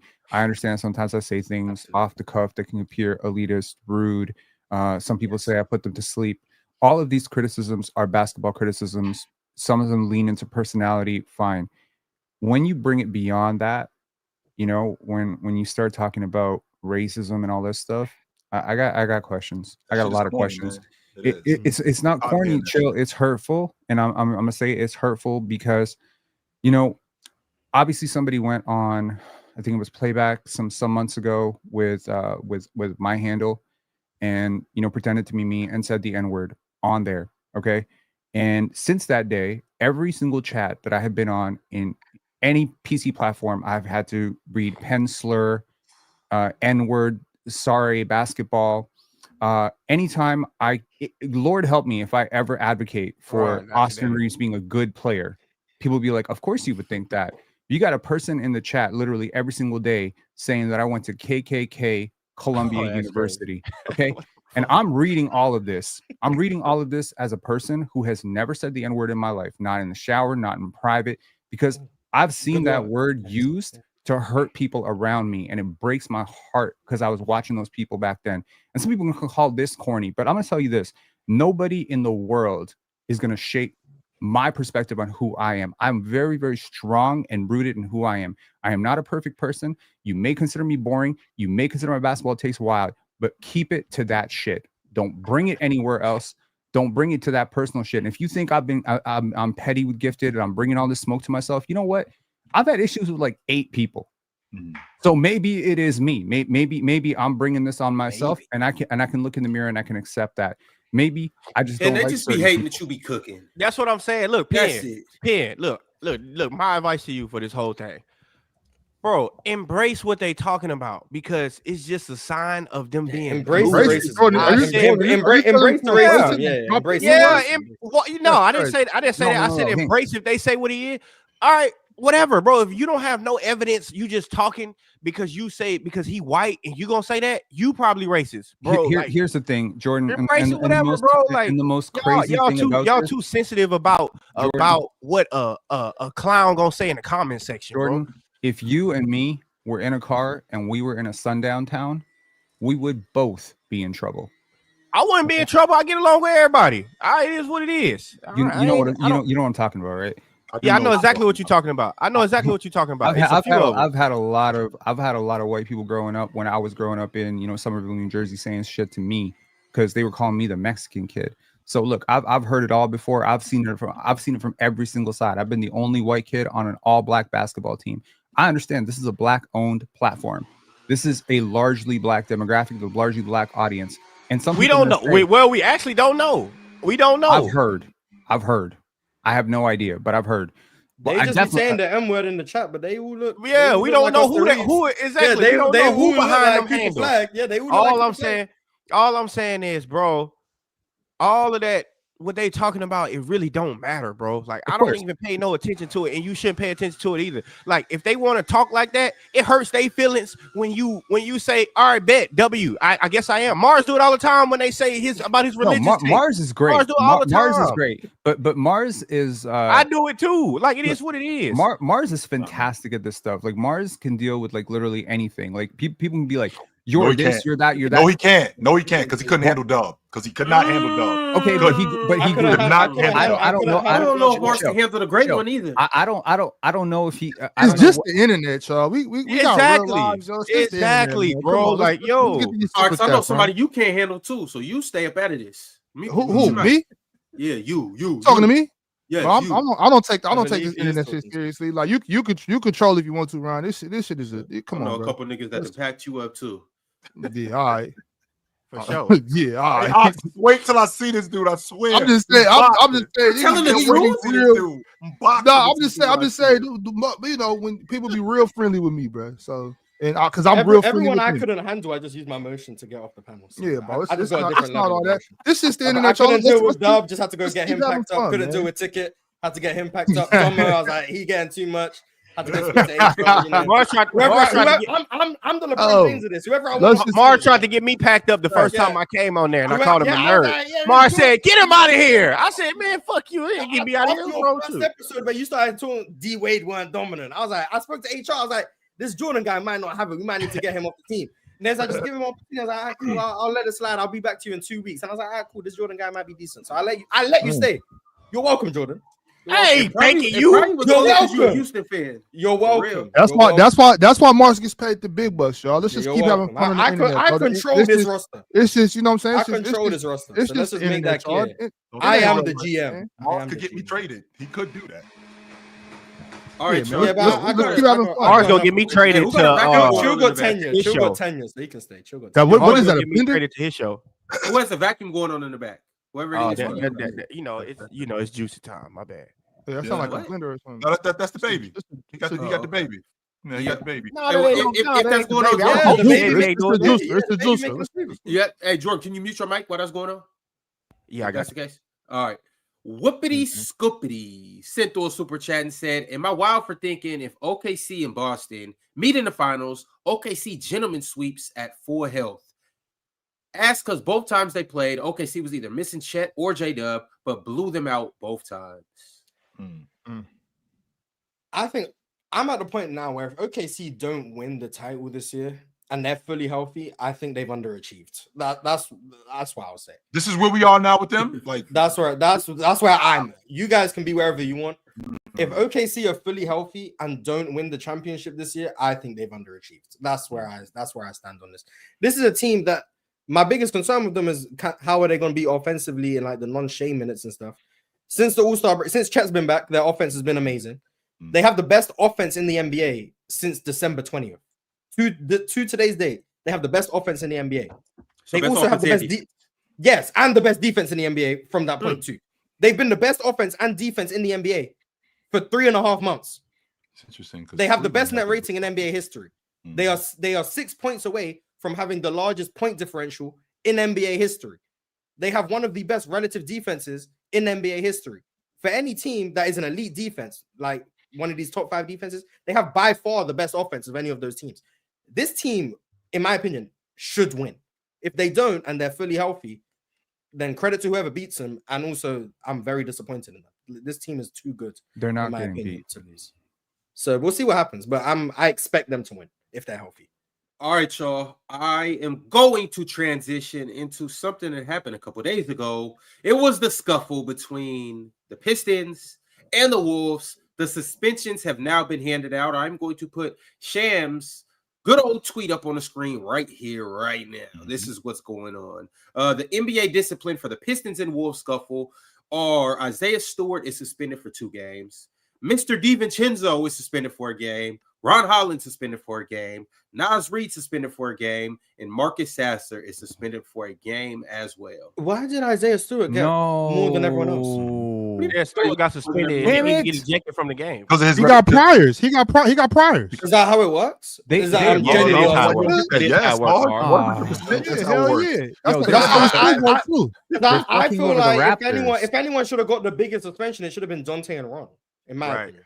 Dude, the He don't- Raptors are trying to tank. DiVincenzo started The this whole Pistons were thing. the only good team we were going to face for the rest of the season. We're trying to tank, and they take out so many of their good players. Oh Yeah, no! but Isaiah got priors though, and that's just how it works, yo. But Ron Holland, DiVincenzo was the one who escalated the this whole thing. Ron Holland been scrapping all year, so he. Hey, he be No, No, doing he his thing, doesn't have the reputation that Isaiah. Oh, Stewart has. yeah, definitely No, not the. Why did reputation that Prigioni Isaiah get? Why did Prigioni get ejected? Shout out Pablo. Well, he came off the bench. He- He came off the Yeah, bench he and a he got coach. involved in this too. Shout out to the Yeah, he got oldest involved rookie in in NBA this. history, Think that man. of My goat, Pablo Pablo. Prigioni. That was the best rocket of all time, Mars. He used to be locking Dirk ass up in the playoffs. They Shout used out to to put boy Pod. Prigioni on Dirk. Yeah, that shit used to be hell. All right, But so KG well, those are couldn't the do it. suspensions from that. Penn, I know you wanted to talk about NCAA, so the floor is yours. Who do you want to talk about? I'm wondering who else is locked in. Who else is locked in? Who's watching these games? What do you guys think is going to happen between Houston and Duke? Well, What do I you got think- U of H. Man, Houston winning, man. Come on, man. Be serious. Mars really from Houston. Why y'all talking the about? fact that Exactly. the I'm a fact that- Houston native. Germany, the fact that Alabama. U of H, like we don't talk about the University of Houston. We talk about college basketball as much as we should. I mean, it's the sixth Why straight not? When they've year. been to the Final Four that many times. Yeah, that's what I'm talking about. And they this is the 6th straight year they've been in the Sweet 16. For the 6th straight year they've been in the Sweet Yep. 16. I think this is the second time. Third, I think in it's the 3 third years. year they Final Four. Yeah, Shout out to Coach Kelvin Second time Sampson. in 3 years. No, they- for second real. time in Shout 3 out to years. Kelvin. And Kelvin Sampson is doing a great job, and they pumping out pros over there too in Houston. Jamal Shad. Yes, Jarvis 100% Walker. they are. Yes, they got a damn good team. And Colin Grimes. Quinn Grimes, yeah. I just look at this Duke team, and I feel like You can that say they it, win too. the tournament. I think that they win. I think You they can win say the it. tournament. I do. I think that they win in the tournament. I'm not a fan of this kid. I'm in the minority. I'm not a fan of this kid Broom. I'm not. Why? I should be, but I'm just not a fan of him, and probably because of his game on the next level, not in college, but on the next level. That's probably Okay, why I'm not a fan so of him. help me But in understand. college, Yeah. in college, in college, it works. Right in college, on the block, when he gets smaller guys on him, less athletic Mhm. guys on him, I think he's effective when he's trying to get around guys who aren't as athletic. I think it works there. When we get to the next level, I think that's where it gets tricky. But in college, it works. So Janai Broom, I said it the other day. I think he's one of the best college players I've ever seen in my life. Damn. One of the best. Shit, I didn't see some guys, Pete. I ain't gonna lie. I've been watching college basketball since Longer than me for 2001. sure, but We talking about the same person, right? Yes, Yeah. the big kid from Auburn. That's what we're talking about. Who's about he's listed as 6'8", about 6'6", maybe 6'7".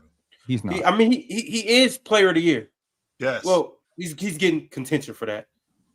Just so you know, he was player of the year at the University of Kentucky. He didn't get drafted, I so you know. just so we're Yeah. clear, I said one of the best college them. players that I've seen in my life. Not the That best, includes not the Kevin best. Durant. So That includes, Carmelo Anthony. That includes a lot of players. Okay, Like, that's he like what top I'm saying. 10? I mean, like top No. 15, top 10, something like that. In my lifetime, I haven't seen 25 college players better than him.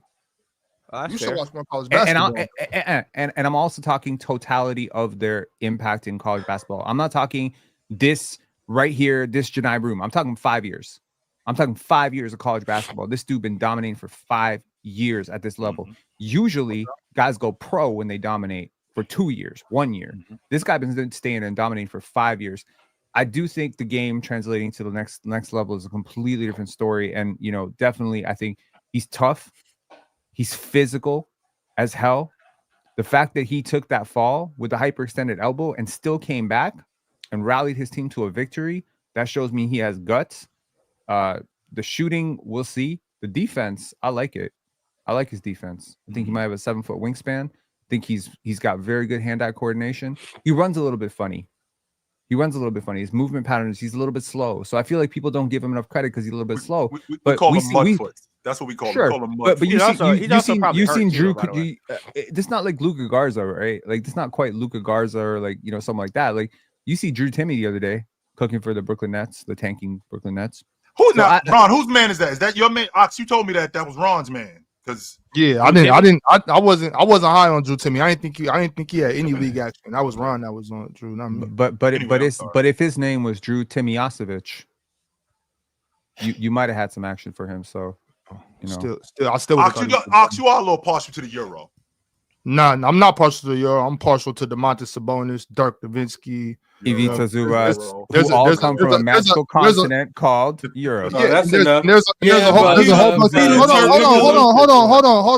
on. Because there's a whole bunch of bums that come over here from over there too. So like we don't talk about the weak ones. You know what I'm saying? There's a bunch of bums. Right? Weak as hell. Respect Mario Hezonja. Yeah. Anyway, as you were saying, Penn. So I just think he's great. I'm curious how healthy he's going to be because he's going to need to be everything if they're gonna win, right? Now I'm curious. To be everything. He's going to need to be. They got a squad. Auburn has a good ass team. I don't know why Auburn's getting overlooked. I think Auburn easily. They backup point guard. Their backup point guard is the best point guard in the ACC. He's the best point guard in the Big East. They backup point guard. That's Taha. If you ask me, he the best point guard in the Final Four right now. If you ask me, who has a better chance to dethrone? Not dethrone, but who has a better chance? Okay, let's just assume that Duke does beat Houston because I've heard some people say this Duke team is the best college team they've ever seen, or at least one of the three best college teams every year. Though who would say that? Nobody said that. I have heard some people saying that. They probably got 1.5 pro over there. They got 1.5 pro over there. I'm just saying, who said that? Ox, there are some people who've been saying that this team is damn dominant. Penn, what do you think of that kid? What is you got to stop listening to those people. Knipple, is that his name? What do you think? Con Knipple. What do you think of that kid? I like typically, I don't like. I have I call it Adam Morrison syndrome, where anytime I see like a North American white guy cooking in college basketball, I'm usually like very skeptical about how it's going to translate to the next level because I've seen Adam Morrison do it. I've seen JJ Redick be a star for Duke, and it just doesn't translate. So I watch Con Knipple with that in mind, that I'm already a little bit biased against him. And I got to tell you, he's wowing me. This dude is so composed with the basketball. He plays off 2 feet in the paint. He's really good at it. He stays on balance. He makes great decisions. I know Cooper their best. I know Cooper's their best. You don't think he's a pro, Jordan? No. They're gonna try it, but no. Con, you don't think Con's gonna be a pro? Con is definitely a pro. Oh Lord. What don't you like about him, Jordan? Number one, it's just like what he's doing is so systematic. When you put him into the NBA, who your individual talent sometimes gotta help you. Sure. Can't see it. But I tend to agree with Jordan a little bit on there. I think his NBA career might be a little shaky.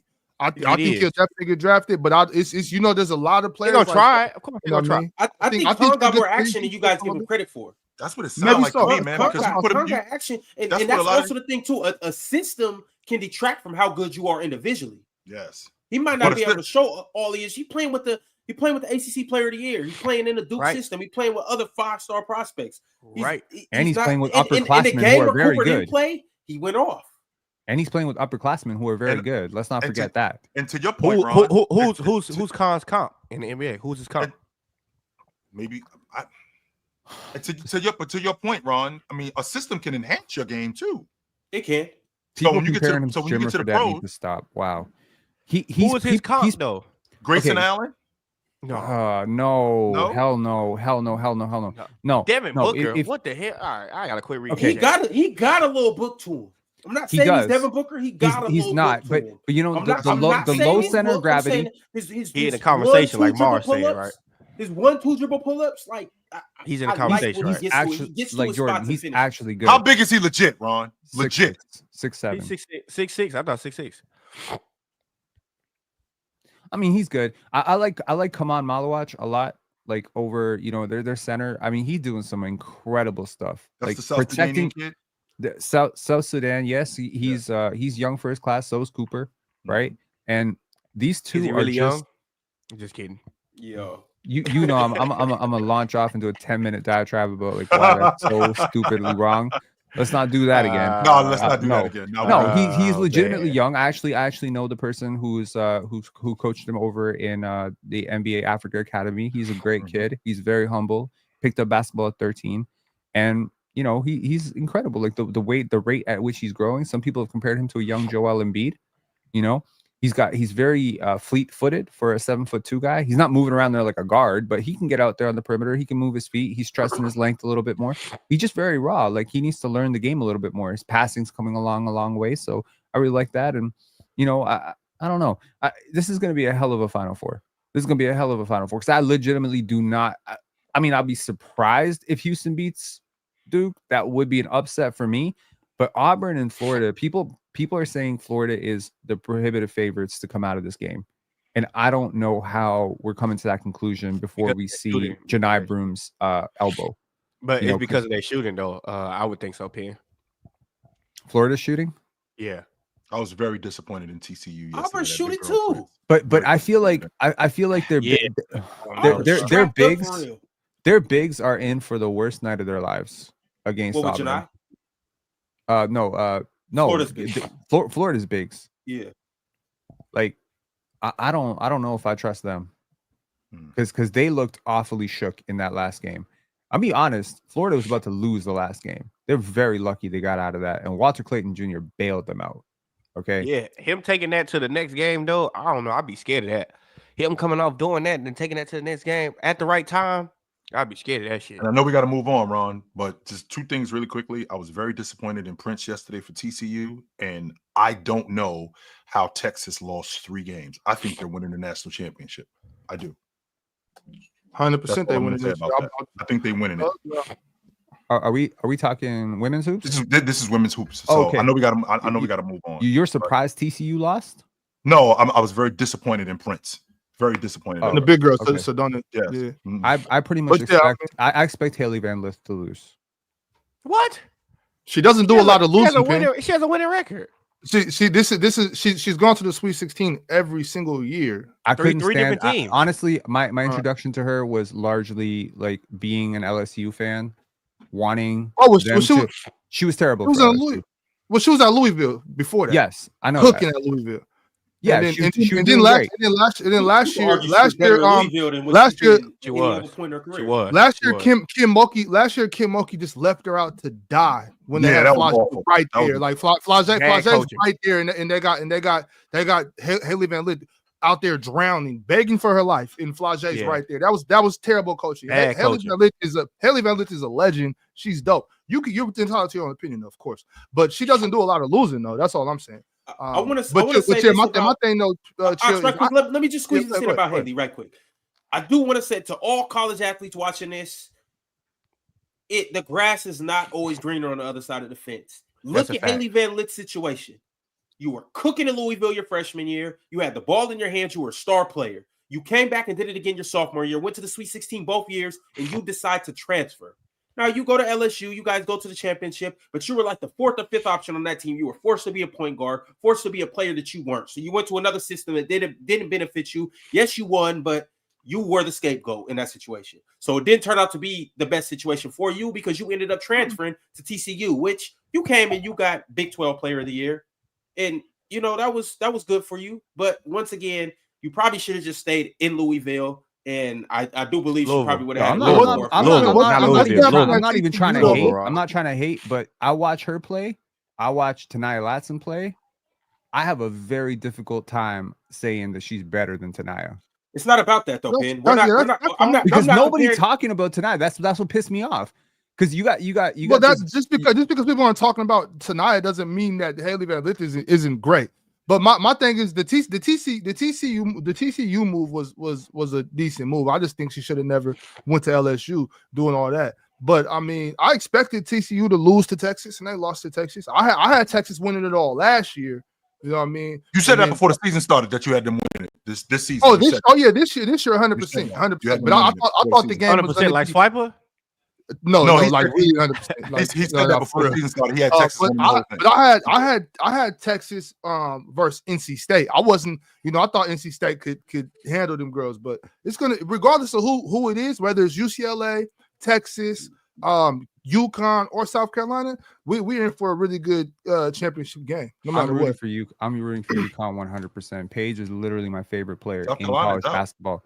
She's not my favorite female player in college basketball. She's literally my favorite player in college basketball. No, South Carolina's not out. South Carolina US, they play Texas. They won. Yeah. They won last. They won Yeah. the other day. I'm talking about USC. I'm sorry.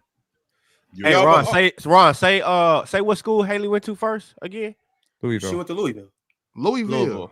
It's not Louisville. It's Louisville. It's not Louisville. We It's not Louisville. bumping, Jordan. Jordan, we not Louisville. bumping, bro. We say Louisville. Louisville. It's Louisville. If I'm Just really like being Nashville. proper, I will call it Knoxville. Louisville. But No, Louisville. y'all got that Louisville. totally wrong. shout out It's to not Louis. Louisville. That's Louisville. crazy. It's Louisville. But Anyway, Ron, as you were saying, It also- It's also I said that- bumpable. How do you I said that pronounce to say- Gonzaga? That's crazy. How I you said that pronounce to say- Gonzaga? Gonzaga. The It's Zags. wrong. It's wrong. Why they call them the Zags then? Hey, bro. Because they've been mispronouncing their own name. They're What? named after an Italian You're right, saint. though, Jordan. They're You not don't called get the to Dogs. you don't get to They're not. change the pronunciation of shit. I don't know. I'm just saying they This say is- Zags. I- That's what that's- you're doing with Louisville. That's one most thing. Y'all be American thing ever. doing this. Y'all be Take doing an this all the Italian time. saint's name who lived hundreds of years ago, name your school after him, and then change the pronunciation, then get mad at every single That's person what who they pronounces doing it with right. Louisville. That's what they doing with that. And Mars, how do you Knoxville. pronounce it? What is it pronounced like? He has no Gonzaga? idea where that's at. Gonzaga? Gonzaga. Hold on. I'm gonna type it in the chat and I'm gonna put It's it on the screen. Gonzaga. But I know everyone. Y'all do that. Y'all do that all the time. Y'all do that all the time. Like if I say some Russian dude name, like I don't speak Russian. I don't know how to say that shit. Yeah, I'm hey, just- Henny, you're right. It is a pronounce- French name. It's definitely a French name. How is this How do you say pronounced, that, Mars? Mars? It's in French. Remember that. I barely speak English. Mars, where did Donovan Mitchell go to college? Mars? Louisville. How about that, Mars? Where did Donovan Mitchell go to college? The United States. Okay, that was the country that he went to school. That's Here that you was go, the country Mars. that he went to school in. It's Louisville. not what school it is? Louisville. It's Louisville. It's Louisville. I'm telling you, it That's is just French. Louisville. Dude, are we Nobody saying it's says three different Louisville. ways? Y'all not from the South. That's why y'all don't know how to pronounce stuff. All right. Now That's We what don't- it is. No, What? y'all don't know how to pronounce stuff. Everybody on the East Coast Us says y'all don't Yankees, know how to what pronounce shit. are we thinking? Yeah, Us but Yankees. Louisville, Nashville. Since y'all want to do it, Knoxville, it's in the South. Yeah, all that's that how stuff y'all is- say What you it. saying? I'm It's not supposed to how say you draw. Nashville? Yeah, that's how you say it. How do you say Nashville? Knoxville? Knoxville, the same way. Well, first of all, Knoxville. I don't even. Never mind. Let me. It's not have Knoxville. That's Get crazy. the hell out of here. Knoxville. It's not Knoxville, Chill. Bill. And you want us to say bull? Oh, y'all mispronounce everything, so now the whole world got to mispronounce Nashville, it too. Knoxville, Louisville. Bro, That's what I'm I would be agreeing Hey, with y'all Jordan, if you and these your big places brother wasn't in Kendrick the Perkins South. need to get it together. Shout out Big Perk. I need to get Big Perk on the show. I need to see a Big Perk come on the show, man. Right. Shout All out right, Big y'all, Perk. I but need to see for we real. got to get into these super chats. And one more thing too about the whole Haley Van Lith thing. I'm also saying that because the best point guard in the nation, Olivia, is Mhm. transferring from Notre Dame, and it's like y'all Wonder where just she went to gonna the end up Elite going. Eight. Tonight transferring too. Yeah, I don't know. I just Wonder where they're going. I don't want to. I'm not gonna get on my soapbox and say that the transfer portal's messing up the game. I just don't always Gotta believe be it's for greener bread, on the other yo. side of It the gotta fence. be. Everybody got a decision. It gotta be. It's By the- definitely about the hold bread. on, She's by the like way, like did- Olivia's going to Did get paid a AJ lot Devonta- more. Did you see AJ Devonta jump over Angel Reese yesterday? Yeah, she was shocked as hell. Yeah. She was prepared for it. Mhm. Yeah, we seen Chase Buttigieg do the same thing to Diddy. We've seen a lot of people get jumped over. I don't think. Yeah, like that. Yeah, Didn't really, but that wasn't For that. me, it was that kind wasn't of all of surreal that. 'cause I was watching one of my And- favorite hoopers jump over one of my favorite hoopers. Jordan, I didn't he's give a sick. shit about Okay, I Frank get, Price. I get that. I mean, not Diddy- Jordan Penn, but Diddy and Chase Buttigieg was memorable. They was trying to make that. They was trying to get that same memory. That's what that was. But has one of your favorite hoopers ever jumped over one of your favorite hoopers? LeBron and John Lucas the third. That members chat that you just put up there, that's awful. I can't even believe reading that. War V Room said Alperin Shitgoon is a bum, not a top 15 big. Yeah, he is. Y'all He's definitely was hyping. He's not top 15. He's right. He's not top 15. I mean, y'all were definitely hyping out. No, he's not, because call him his name, but he's not a top 15 big. I agree with that. Is 15 bigs in the game today better than him? 15 bigs in the game better than him. Evan Mobley's better than him. Porzingis is better than him. Cat is better than him. I don't know what you just call Giannis, so I'm gonna leave Giannis out of this. No, Giannis is the big. No, you can put Giannis. Okay, yeah, Giannis is better than him. Hell of a big. Giannis is better than big. him. Bam is better than him. Joel Embiid is better than him. Chet is better than him. Jokic is better than him. Anthony Davis is better than him. Wemby is better than him. Jaren Jackson is better than him. Rudy Gobert is better than him. Wemby's better than him. Take out Rudy Gobert. Domantas Sabonis is better than him. That's 12. Is Jakob What about better than him? Zubac is better than him. Zubac. What about Boot? There's no way that's only 13. That has 13 guys, 14. That was it. I think 14. that was I'm sorry, 14. Then he's 15th. Okay, then he's 15th. What about Nick Claxton? No, Hell he's no. 15th. He's 15th. Those names are the ones I'm standing on. He's 15th. What about Chris Bosh? No, I'm just kidding. Okay. And I can't believe y'all had him in DeMontis conversations at the end of that. I was trying to whatever. This shit is crazy. Is Aaron Gordon better than him? He in the top 15. Nah, top 15. Jay Draymond became a better than him? YouTube member. That's my Ja brother. Wright. Draymond might- You didn't say Joker neither, Mars, by the way. Did you say Evan Mobley? You did. I said it. Jared Allen's better than him too. There you He go. didn't say Joker. That's what's crazy. You didn't. You didn't, Mars, you didn't say Joker, by the way. Okay, Wow. then I got to 15. So then I was right. He's not You top got to 15. 18. You got to Yeah, 18. Yeah, he's not top 15. There we go. W. Alpy for scamming the league and getting an all-star vote. War V rule. He's still good. He's just not top 15. War V said, as a team, the Celtics track rebounds better than anybody, and they create more space by relocating better than any team, especially Derrick White. Oh, and shout out Derrick White. Indiana do a good job of Achilles heel. relocating too. They do a great job. Indiana do a really good job of relocating. Memphis do something, I guess, but they're decent at it. And But yeah, OKC I mean, is not a great rebounding team. Well, the Hartenstein Chet lineups are good rebounding. So they're going to play that have, 48 minutes? They're not. Well, At no, some but they point, have Jalen Williams it puts them on. available. They have it available. Like, So they can match rebounding. But like in a series between the Celtics and the OKC Thunder, you can prohibitively favorite the Celtics to win the rebounding battle. Shit. Clippers do a good job of relocating. No, too. I mean, it depends because I think Boston will miss more shots, so there'll be more defensive rebounds, which means OKC will get more rebounds just in terms of Who would total. win the offensive rebounding battle? Is the question. Boston. I just don't think that'll make much of a difference.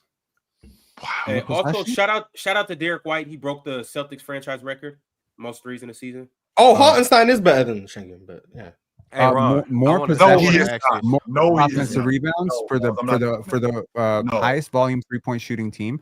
The best 3-point shot is off a offensive Miss. rebound. Yep. Yeah. Hey, Absolutely. Ron, I want to say this before, because if there's any more super chats pertaining to me, before I got to go get myself together, can we read them so I can go ahead? You know, Jordan, did you have I've bad been fighting for my life this whole 3 hours. Jordan, I've been did you fighting. have I see bad- it. My Jordan, boy did you look have like bad- Rocky up here, yo. My boy Did you have Jordan bad look like pizza Rocky in up Utah here. last night?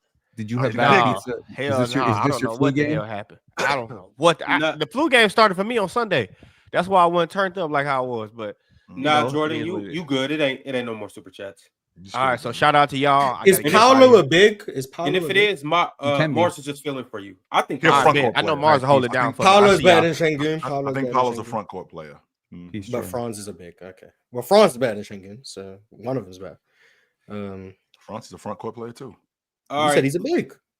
which is in The the front court. Flame said, cancel from the logo, bring back open gym. Also, dub Celtics glaze. We're gonna run through the East again.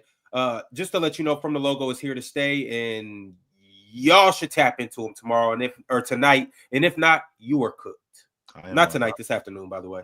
I'll be tuned in. Yeah, I'll check it out. Shout out from the logo. Moving along, the next member that I want to shout out is Tough Bradley. He's been a member for 20 months. Shout out to Tough Bradley. King B sent through another super chat and said, I hope Real Talk is a regular. Bro is a Steph hater, but y'all need more young ninjas up here too. Or up here. Too many old heads. Does he know how old Real Talk is? How old is Real Talk? Not young.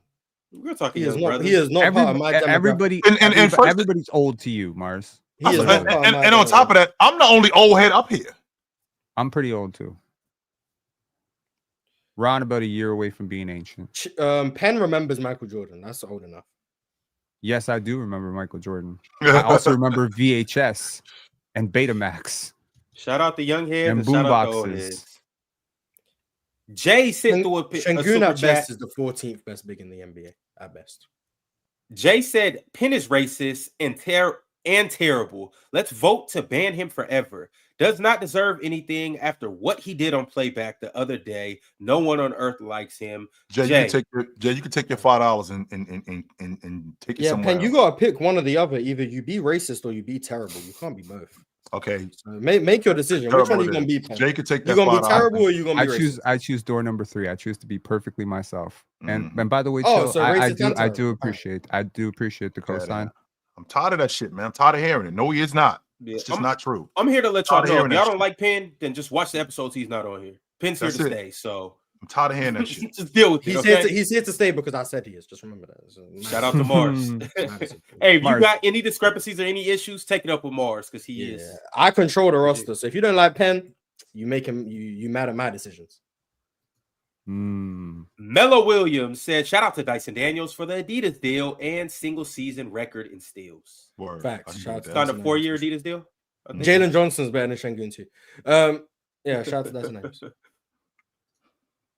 Cowboy Bob said, missed my shot, but next time I'm going to be a problem. Mars the champion and showed why. But Jordan, you should have told me that before my battle. LOL. Next time. The next PCL, I guess. Next time. You gonna be that? Okay. Maybe you never know. MP13 said, nah, the crash shot of the year is real talk, screaming at Damo about Kobe. I was in tears. He did my GOAT Kobe proud. I love that shit. I don't know what he's talking about. Kobe's great. Shout out to Kobe. Real Talk was very passionate defending Kobe.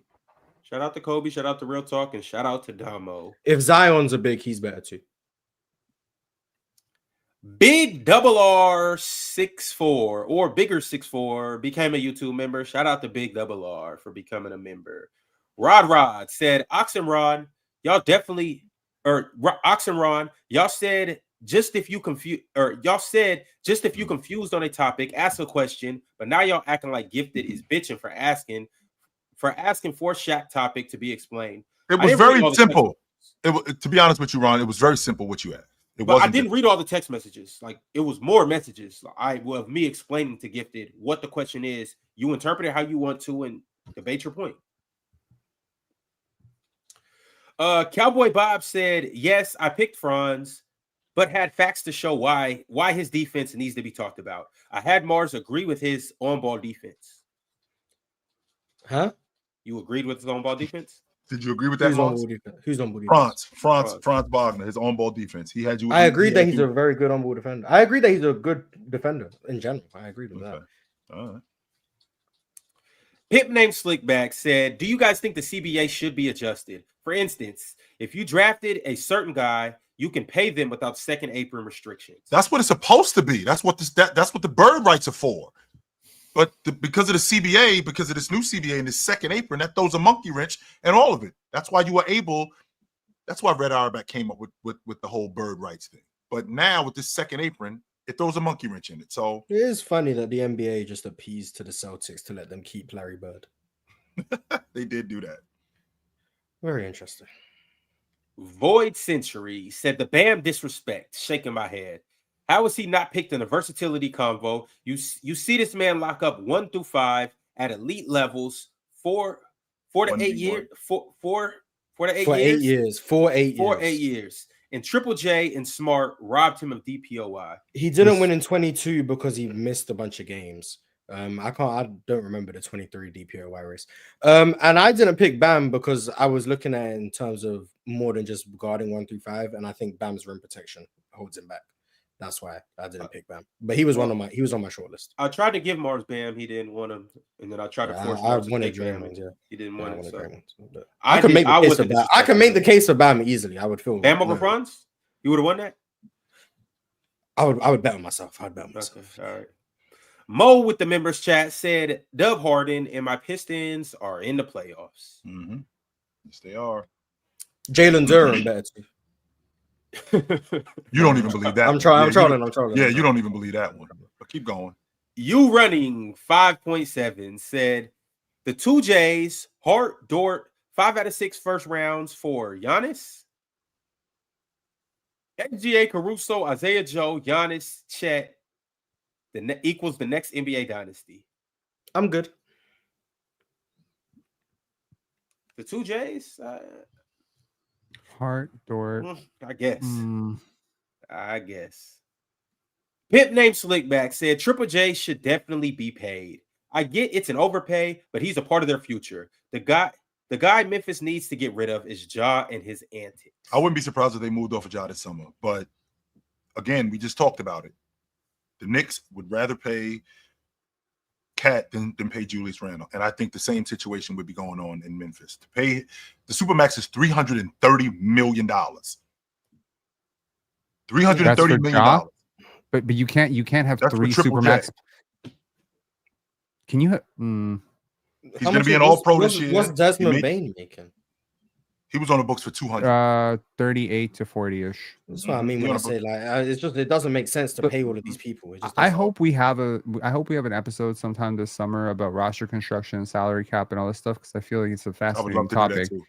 It'd be a fascinating topic. I think people get too hung up on the number, like this number, that number. You need to consider like just overall like what impact that player has on your roster construction and for how long they can maintain that impact in your projectable opinion.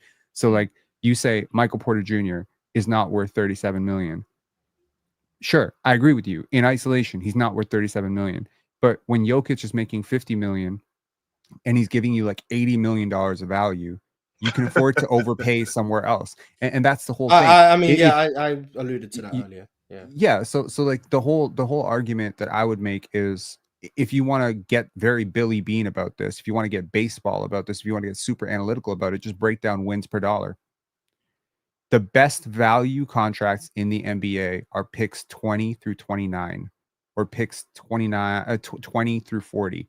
If you look at what Christian Brown's making, get 2 of those guys your Michael Porter contract. If you hit on 2 of those guys, so they hit on 2, right? They hit on Christian Brown, they hit on Peyton Watson, same draft, right? 2 guys, same draft. Okay. Yep. Those 2 guys combined make about $4.5 million. They're probably right now contributing like $18 to $25 million worth of value in pure theory, but like hypothetically, they're average players. And you got them for 80 cents on the dollar. Exactly. And because it's a 4-year contract, it's a 4-year deal. Because it's a first round contract, it's a 4-year deal. So you get 4 years plus you get the team control because they're restricted free agent. They can't just walk for nothing on plus 3, 4. You got them for 20 cents on the dollar. Yeah. So this is why smart teams are starting to draft slightly older players. Christian Brown was 21. The Bucks shouldn't have drafted AJ Johnson. Which is maybe, but this is also why maybe somebody picks 25 through 30 if they see some potential in Jahmai Broom should look at him. Fair enough. Because he's productive. All right, y'all. We got a few more super chats or a couple more super chats. I got a member by the name of Darion Barrow. Shout out to Darion. Appreciate you for joining up. Teddy Hart sent through yet another super chat and said LeBron can hold his own against average one-on-one fives or average level fives on any given play. People hear that and go to extremes, naming the best centers. Who even are the other centers he can't stop? No, he's saying people go to extremes, naming the best centers who even the other centers can't stop. Like no one can stop Jokic. So if you're gonna say someone can't guard 1 through 5 because they can't guard Jokic, then no one can guard 1 through 5. Right. That's what he's saying. I'm inclined to agree with that. I'm just not as high on LeBron, I guess, as other people. All right, y'all. Sure. The last super chat is from KB Noseball.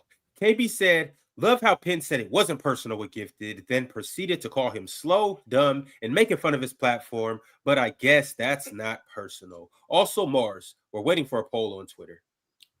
Give me something to run a poll on. Yeah, give me something to run a poll on. We've litigated this many times. It got more personal. I lost my cool. I should not have lost my cool. I apologize to Ron. I apologize to Ron. Yeah, but it's not accepted. We don't accept the apology. Cool.